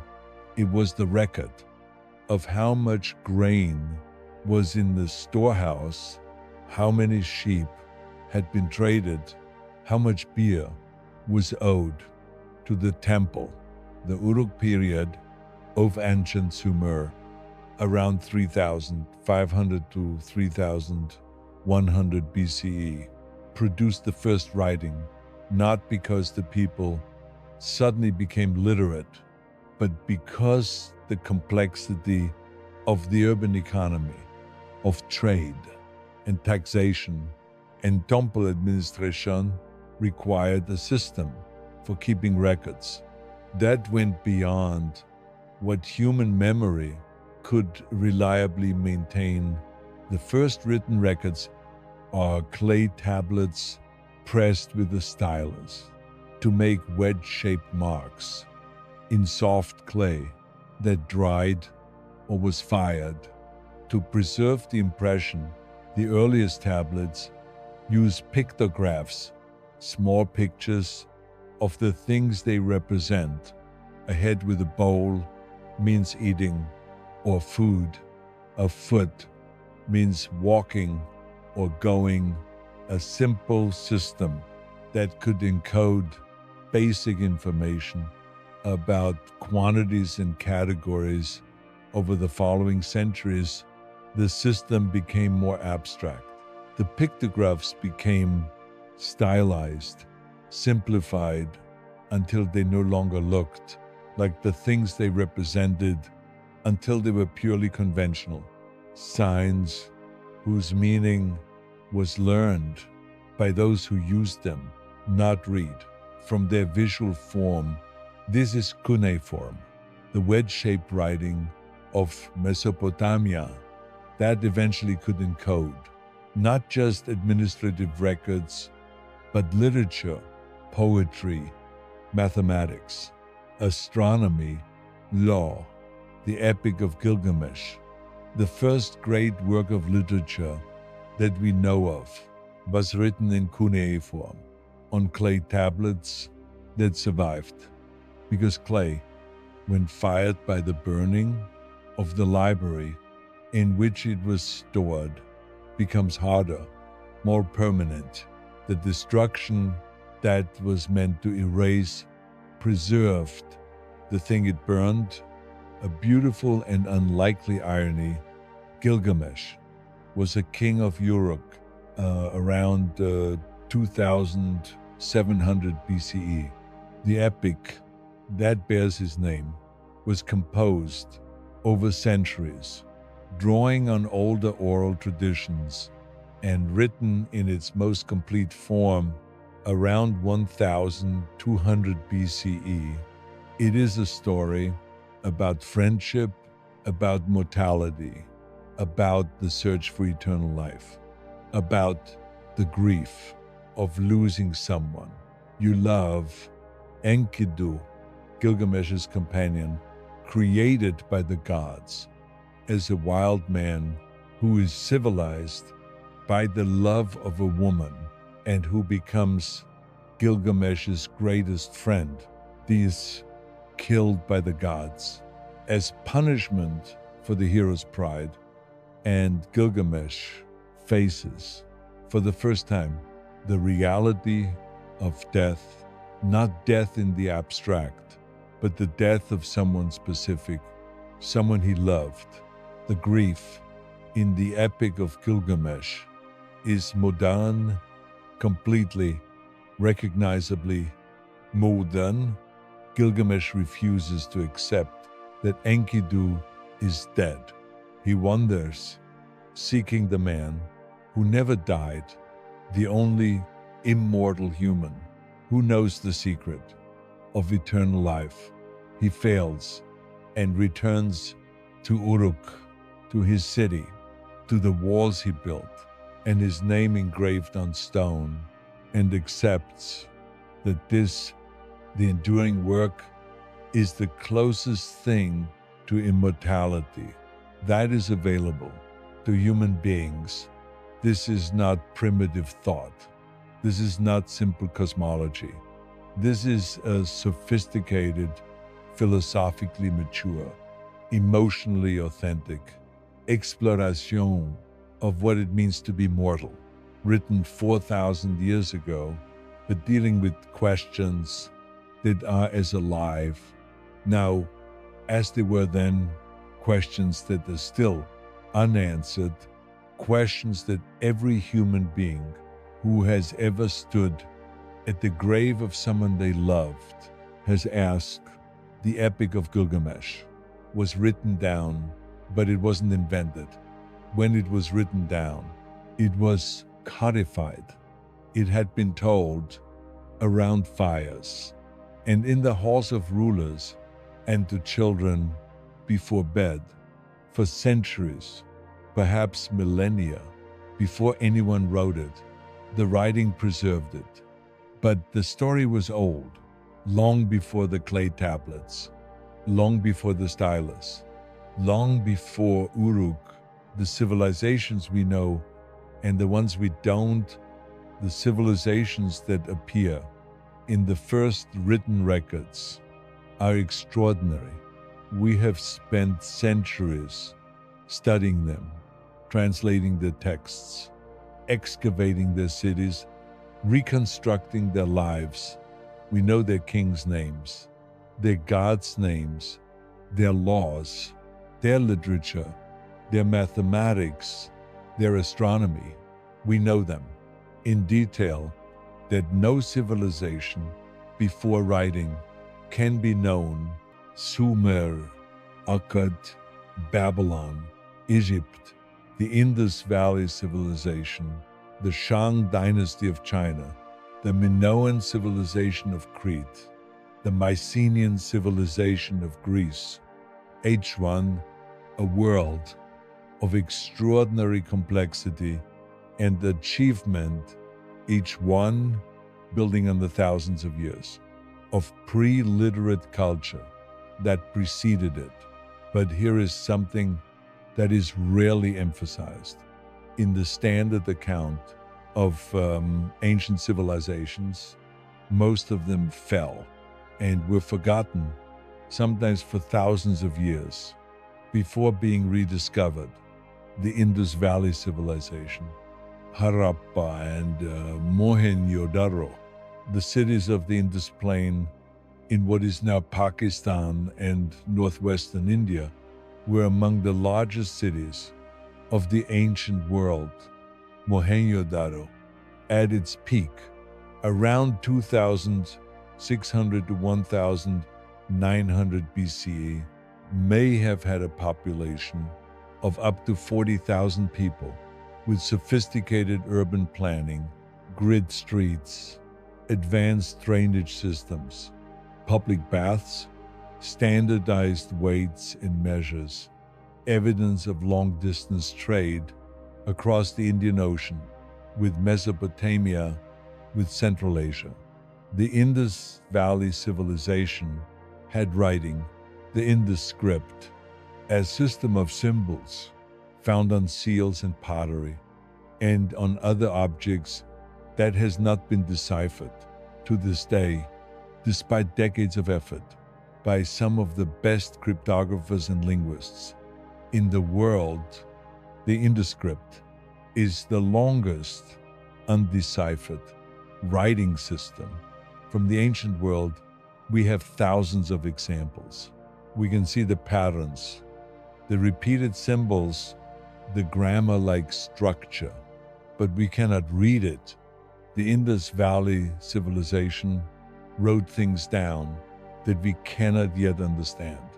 And then, around 1900 to 1700 BCE, the Indus Valley civilization declined, the great cities were abandoned, the urban population dispersed into smaller, simpler settlements. The sophisticated urban culture was gone, the writing disappeared, the drainage systems fell into disuse. Why? Climate change, probably a prolonged drought around 2200 to 1900 BCE that affected the vast region from the eastern Mediterranean to the Indus Valley. That disrupted agriculture, that caused the decline or the collapse of several Bronze Age civilizations. Simultaneously, the Akkadian Empire in Mesopotamia, the Old Kingdom of Egypt, the early Bronze Age cultures of the Levant, and the Indus Valley civilization, all showing signs of severe stress and decline. In the same period, the Bronze Age collapse, there is another, perhaps even more dramatic, example of civilizational collapse and recovery around 1200 BCE. At the end of the Bronze Age, almost all the major civilizations of the Eastern Mediterranean collapsed or severely declined within a few decades. The Mycenaean civilization of Greece, the Hittite Empire of Anatolia, the Ugarit civilization of northern Syria, the Egyptian New Kingdom, Cyprus, Canaan, all showing within about 50 years the sudden decline or disappearance of urban centers, the collapse of long-distance trade networks, the disappearance of literacy in some regions for centuries, the Greek Dark Ages that followed the Mycenaean collapse, lasted approximately 400 years, during which literacy disappeared from Greece entirely.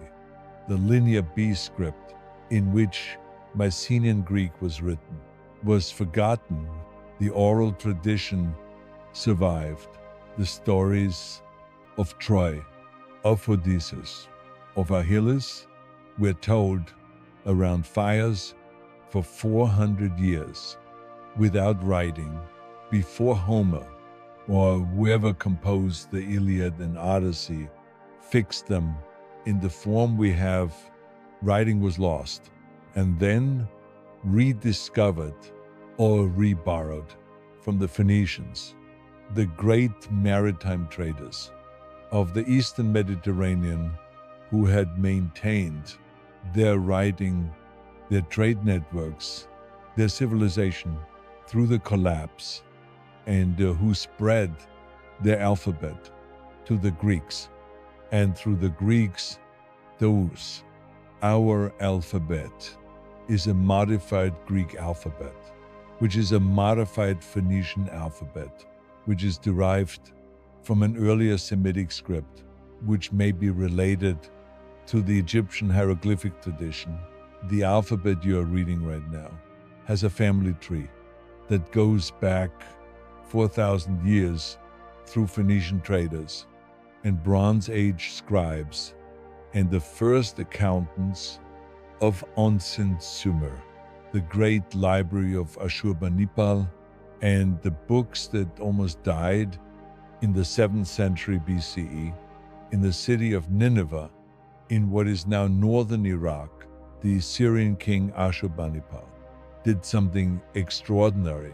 He collected books, not just collected them, he sent agents throughout the known world to find every written text that could be found, to copy them, to bring them back to Nineveh, to a library that he built in his palace. The library of Ashurbanipal contained approximately 30,000 clay tablets. When it was complete, organized by subject, with catalogs, with a system for finding specific texts, a library, in the full modern sense, a curated collection of human knowledge, arranged for retrieval. The library contained medical texts, astronomical observations, mathematical tables, religious hymns and prayers, epic literature, including the best preserved version of the Epic of Gilgamesh, historical records, lexical lists, divination text, laws, letters, administrative records, the accumulated knowledge of Mesopotamian civilization over 2,000 years in one place. When Nineveh fell in 612 BCE to the combined armies of the Babylonians and Medes, the palace burned, the library burned, the clay tablets were fired by the burning palace and hardened and preserved in the rubble for 2,500 years until British archaeologists excavated the site in the 1840s and 1850s and found them. The destruction had preserved what it was meant to destroy. The tablets are now in the British Museum in London and in other collections around the world, still being studied, still being translated, still yielding information about the world of ancient Mesopotamia that nobody has read for 2,500 years.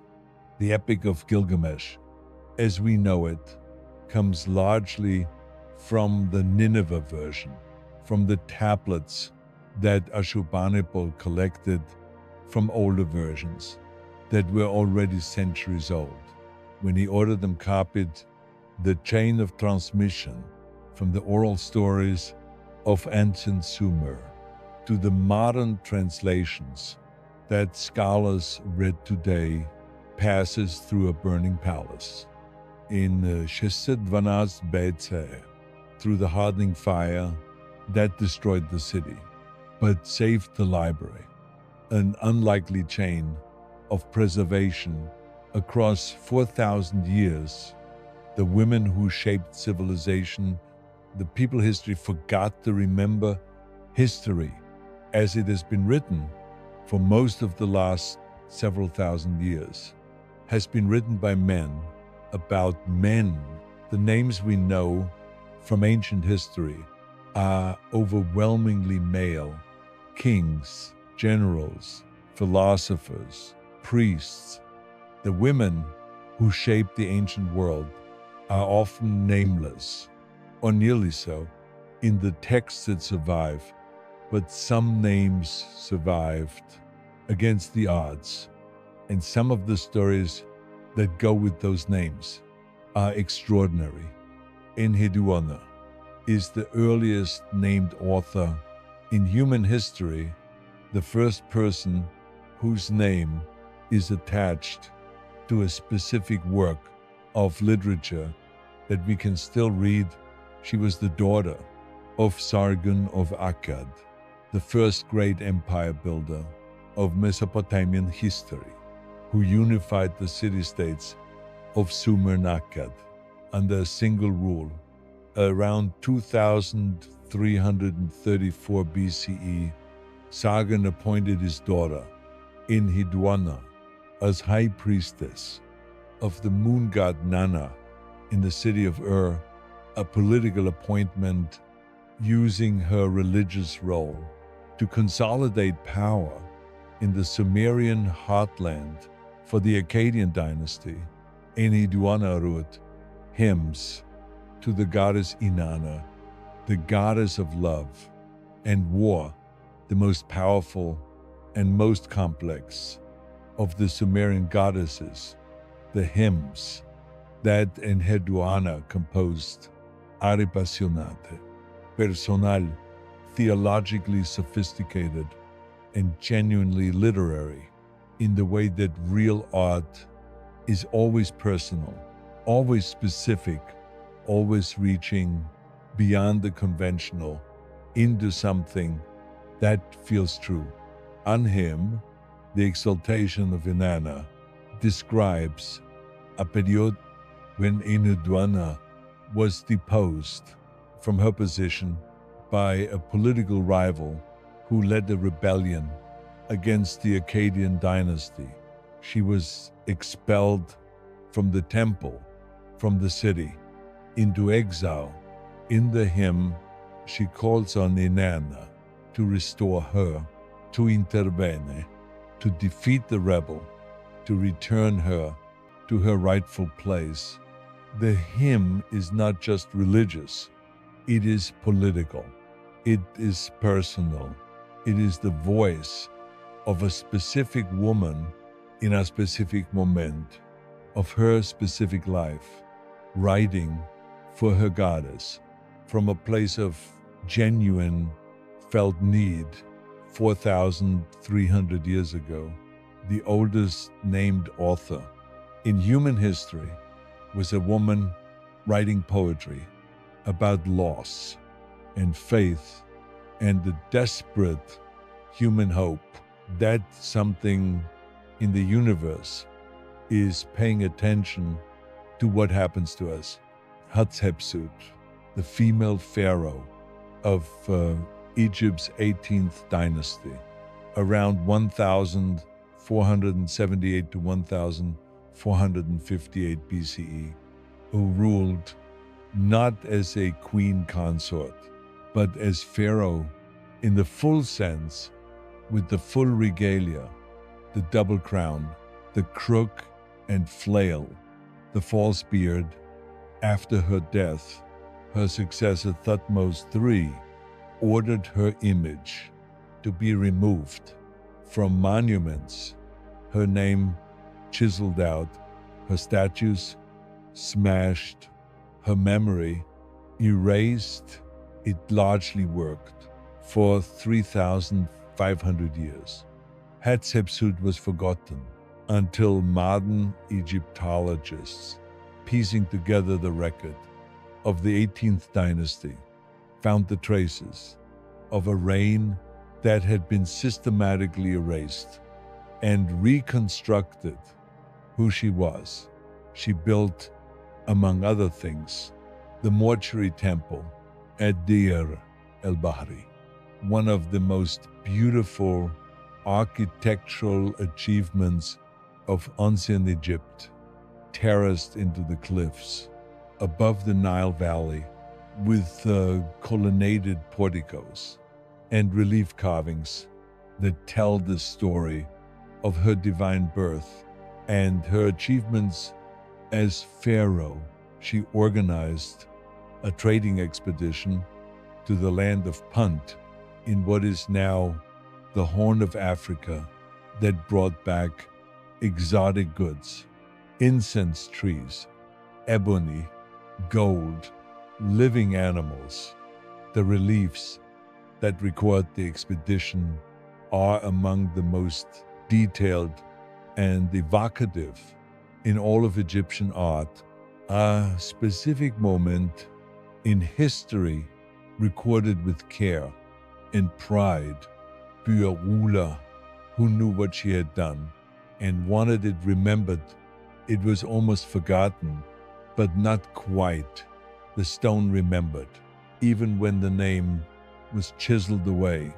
The form of the cartouche, the outline where the name had been, spoke of an absence that demanded explanation. And the explanation was her, the mathematics of the ancients, what they knew that we think we discovered. The mathematics of the ancient world is one of the most humbling areas of historical study, because the things we think of as modern discoveries turn out again and again to have been known in antiquity, sometimes thousands of years before modern science credited them. The Pythagorean theorem.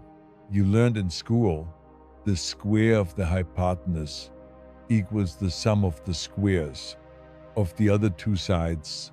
Named for Pythagoras of ancient Greece around 570 to 495 BCE. But the Babylonians were using this relationship more than 1,000 years before Pythagoras was born. The Plimpton 322 tablet, a Babylonian clay tablet dating to approximately 1,800 BCE, contient a table of Pythagorean triples, numbers that satisfy the Pythagorean relationship in whole numbers: sen, si, wu, sha'a, shasen, ba, shawu, shitsi. The Babylonians not only knew the theorem, they had computed a systematic table of solutions for practical use in surveying and construction 1,000 years before Greece. The Egyptians knew pi, the relationship between the circumference and the diameter of a circle. The Rhind mathematical papyrus, dating to approximately 1,550 BCE, but copying an older text from perhaps 1,850 BCE, contains a method for calculating the area of a circle that gives pi as approximately 3.16, not as precise as modern calculation, but accurate enough for practical purposes in construction and surveying. The Babylonians discovered what we call Fourier analysis, the mathematical decomposition of complex periodic phenomena into simpler components. They used it for astronomical prediction, for calculating the periods of planets and eclipses and other celestial events, using methods that are mathematically equivalent to what modern scientists use in digital signal processing. The Antikythera mechanism, the extraordinary bronze device found in a shipwreck off the Greek island of Antikythera in 1900 dating to approximately 100 to 150 BCE, was a mechanical computer, an analog device for calculating the positions of the sun and moon and planets, for predicting eclipses, for tracking the Metonic cycle, the Saros cycle, the Calippic cycle, astronomical periods of extraordinary precision. It had at least 30 interlocking gears, some of them with tooth counts that required very precise mathematical calculation.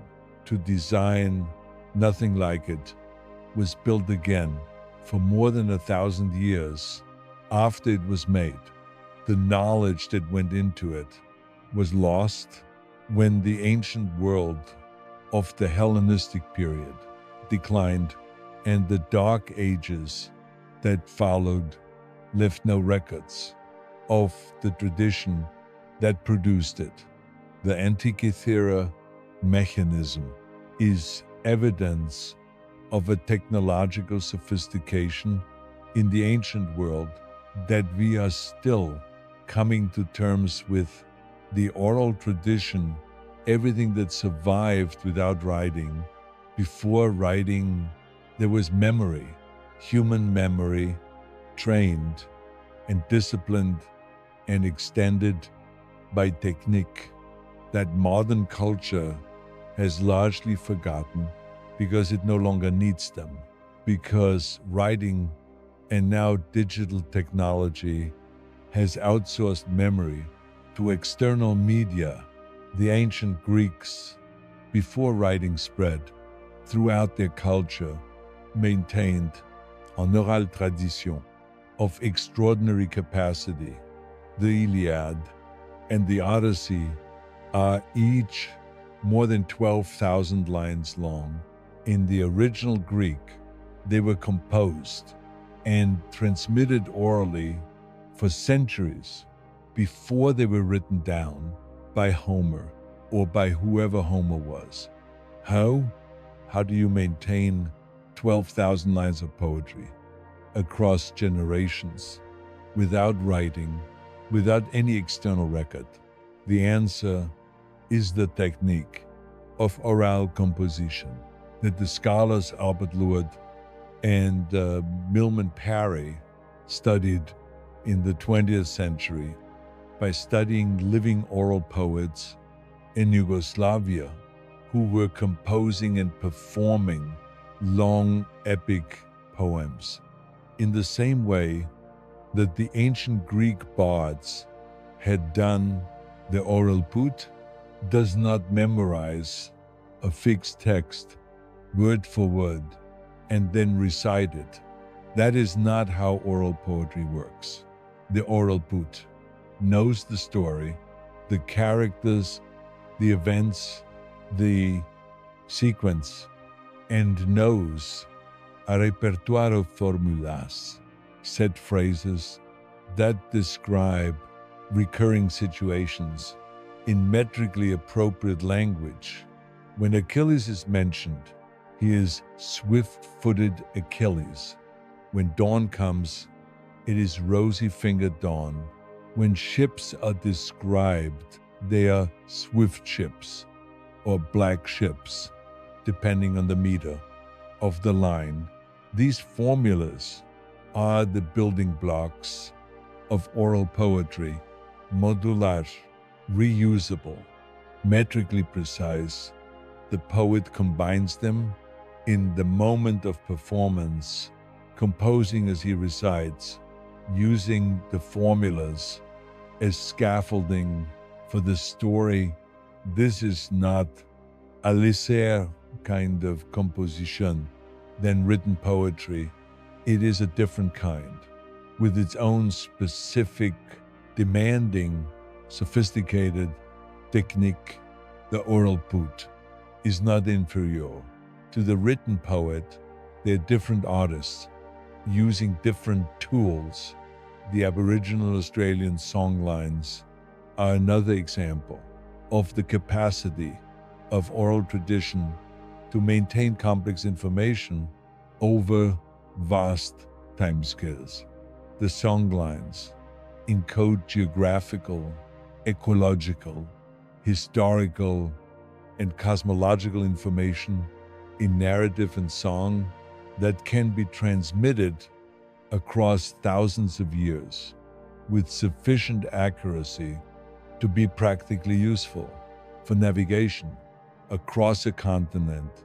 We know this, not just from theory, but from specific cases where the geographical information encoded in songlines has been verified against modern survey data and against geological records of how the landscape looked in the past.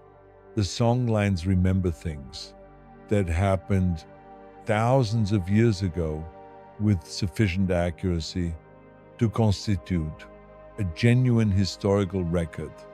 The first cities, when everything concentrated, the first cities were not planned. In most cases, they grew from smaller settlements as population increased, as trade networks developed, as the surplus from surrounding agricultural regions concentrated in specific nodal points where it could be stored, redistributed, taxed. Uruk, the first city, grew around the temple complex.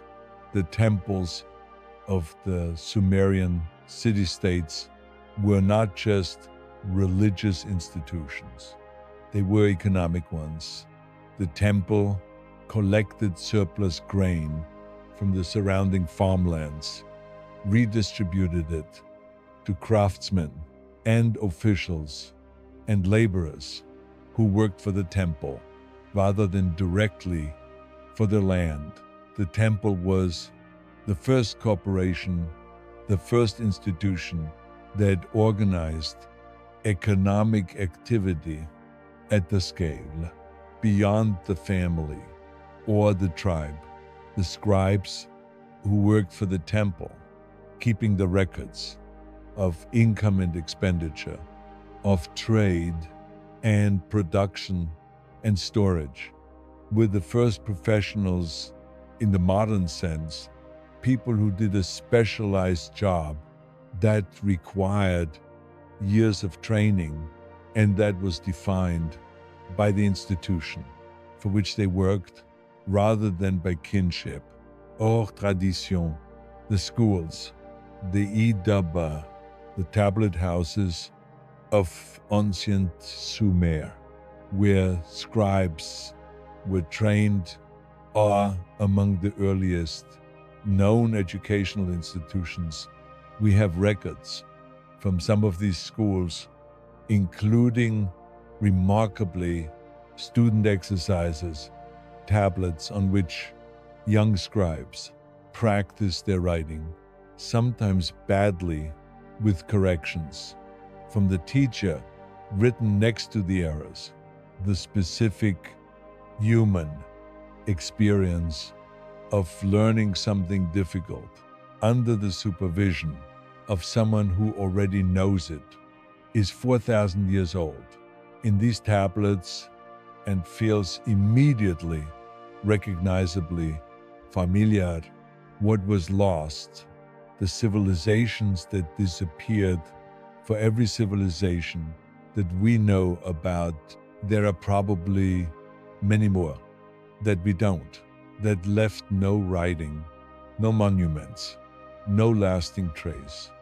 In the archaeological record, this is not a pessimistic claim or a mystical one. It is simply a statement about preservation, about what the conditions for archaeological survival are and how specific and selective they are. Organic materials, wood, fiber, leather, paper, decay.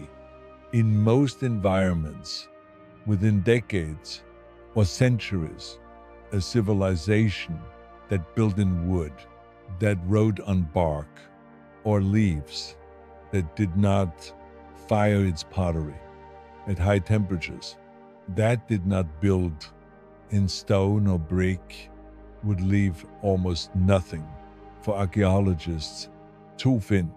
The civilizations of the tropics, in particular, are underrepresented in what we know about the ancient world because the conditions for preservation are least favorable in warm, wet, humid environments We know almost nothing about the cultures that existed in the Amazon basin before European contact, because they build in wood and the forests are not kind to organic materials, the terra preta sites. The earthworks that LiDAR surveys are revealing are just the beginning of understanding what was there. We know almost nothing about the cultures of tropical Africa before perhaps 1,000 years ago, except in the regions that came into contact with the Mediterranean world or that produced stone monuments that survived. The enormous cultural complexity of tropical Africa over the last 50,000 years is largely invisible to archaeology. This is not a gap in history, it is a gap in the record. The history happened, people lived, cultures developed, languages evolved, beliefs formed, traditions were created and transmitted for thousands of years, none of which is visible to us. The final meditation, returning to the beginning. Let me take you back to the valley in East Africa, where we started, to the woman who was alive 200,000 to 300,000 years ago. Your ancestor, through 8,000 to 12,000 generations of mothers and daughters, she didn't know that she was the beginning of a chain that would lead to everything we have discussed tonight, to the cave paintings, to Göbekli Tepe, to the Epic of Gilgamesh, to Enheduanna, to the Antikythera mechanism, to the first cities, to writing, to all the accumulated human knowledge of 5,000 years of recorded civilization. She was just a person living her life in a world she understood as well as we understand ours, perhaps better. In some ways, the specific world of the African savanna, the specific plants and animals and weather patterns and social dynamics of her band, her community. She knew that world intimately in the way that people who spend their lives in one place know it. She looked up at the same stars. You can see on a clear night the same Milky Way, the same moon, the same pattern of constellations moving across the sky through the seasons. She probably had names for some of them, stories about what they were and how they got there and what they meant for the people below them. She sat by fires in the evening after the work of the day and talked with the people she loved about what had happened and what might happen, and about the things that troubled her or delighted her or confused her or frightened her. She laughed. We can be certain of this because laughter is universal in humans and probably predates our species. She was complete, not a rough draft, not a preliminary sketch, not a prototype of the person you are. She was a full person with a full life in a full world that she inhabited with the same fullness that you inhabit yours. And from her, through 8,000 to 12,000 generations, I shone an unbroken chain of people, each one receiving something from the one before and passing something to the one after, the chain that connects her to you.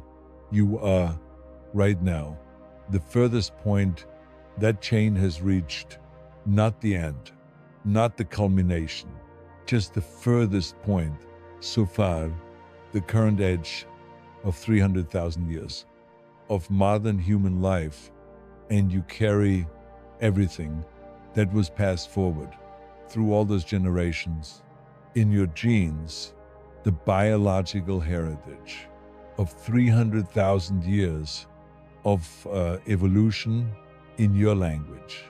Whatever language you speak, with its specific sounds and grammar and accumulated vocabulary that encodes thousands of years of human experience in your capacity for wonder, for grief, for the specific human experience of lying in the dark and thinking about the beginning of everything, the sleep sequence, letting the long story carry you down.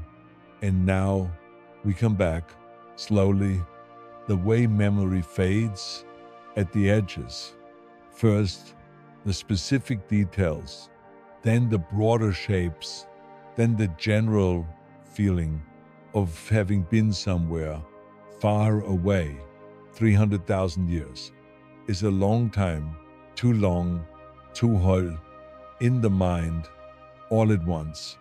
Let it dissolve, the way distant things become background when you stop looking at them directly, still there, at the edge of awareness, but no longer demanding your full attention. The woman in the valley is still there, in the sense that matters, in you, in the genes, in the brain, in the capacity for this, for lying still in the dark and thinking about something vast and old and feeling something that doesn't have a precise name. Let that feeling be the last thing before sleep, not a thought, not a fact, not a number, just the feeling of being very small and very connected to something very large and very old. The fire that the cave painters sat beside 36,000 years ago at Chauvet, before going into the dark of the cave to paint the lions and the rhinoceroses by torchlight, is long out. The ashes are dust. The dust is in the limestone of the cave walls, but the fire, in another sense, is still burning. The same human curiosity that drove someone into the dark of that cave with a torch and ochre to paint a rhinoceros on the wall is the same curiosity that is lying awake in you right now. The same fire, different people, different centuries, the same essential, reaching towards something beyond the immediate, beyond the practical, toward the beautiful or the sacred or the simply wonderfully strange. Let it rest. For tonight, the curiosity will be there. Tomorrow, it has always been there. It was there 300,000 years ago in the valley in East Africa. It will be there tomorrow. In you, the chain is not broken. The story continues through your sleep, through your waking, through everything you do and don't do and think and feel. The chain continues. Breathe in the same air that Enheduanna breathed 4,300 years ago, writing her hymn to Inanna from exile by lamplight on a clay tablet in Sumerian. The molecules of air are different, but the act of breathing is the same, and out the same breath that the cave painters breathed at Chauvet, waiting for their eyes to adjust to the dark before raising the torch to the wall and beginning the darkness. You are moving toward the skin, not the darkness of the deep cave with its totality and its weight, but the darkness of sleep, warm, familiar, a darkness your body knows how to inhabit, has always known from the first night of the first life, of the first person in the long story. You are the current chapter of sleep now. The ancestors are in you. The chain, holds, sleep, the cave paintings are still on the walls of Chauvet in the sealed dark 36,000 years, undisturbed. Sleep, the clay tablets are in the museum, still legible after 4,000 years, still saying what they were written to say. Sleep, the woman in the valley is in you, in your genes, in your neuron, in the specific way. Your brain generates curiosity and wonder and the longing to understand where everything came from. Sleep, you are the continuation of everything. Sleep, the long story goes on through you, ever in the dark, ever in sleep. The chain holds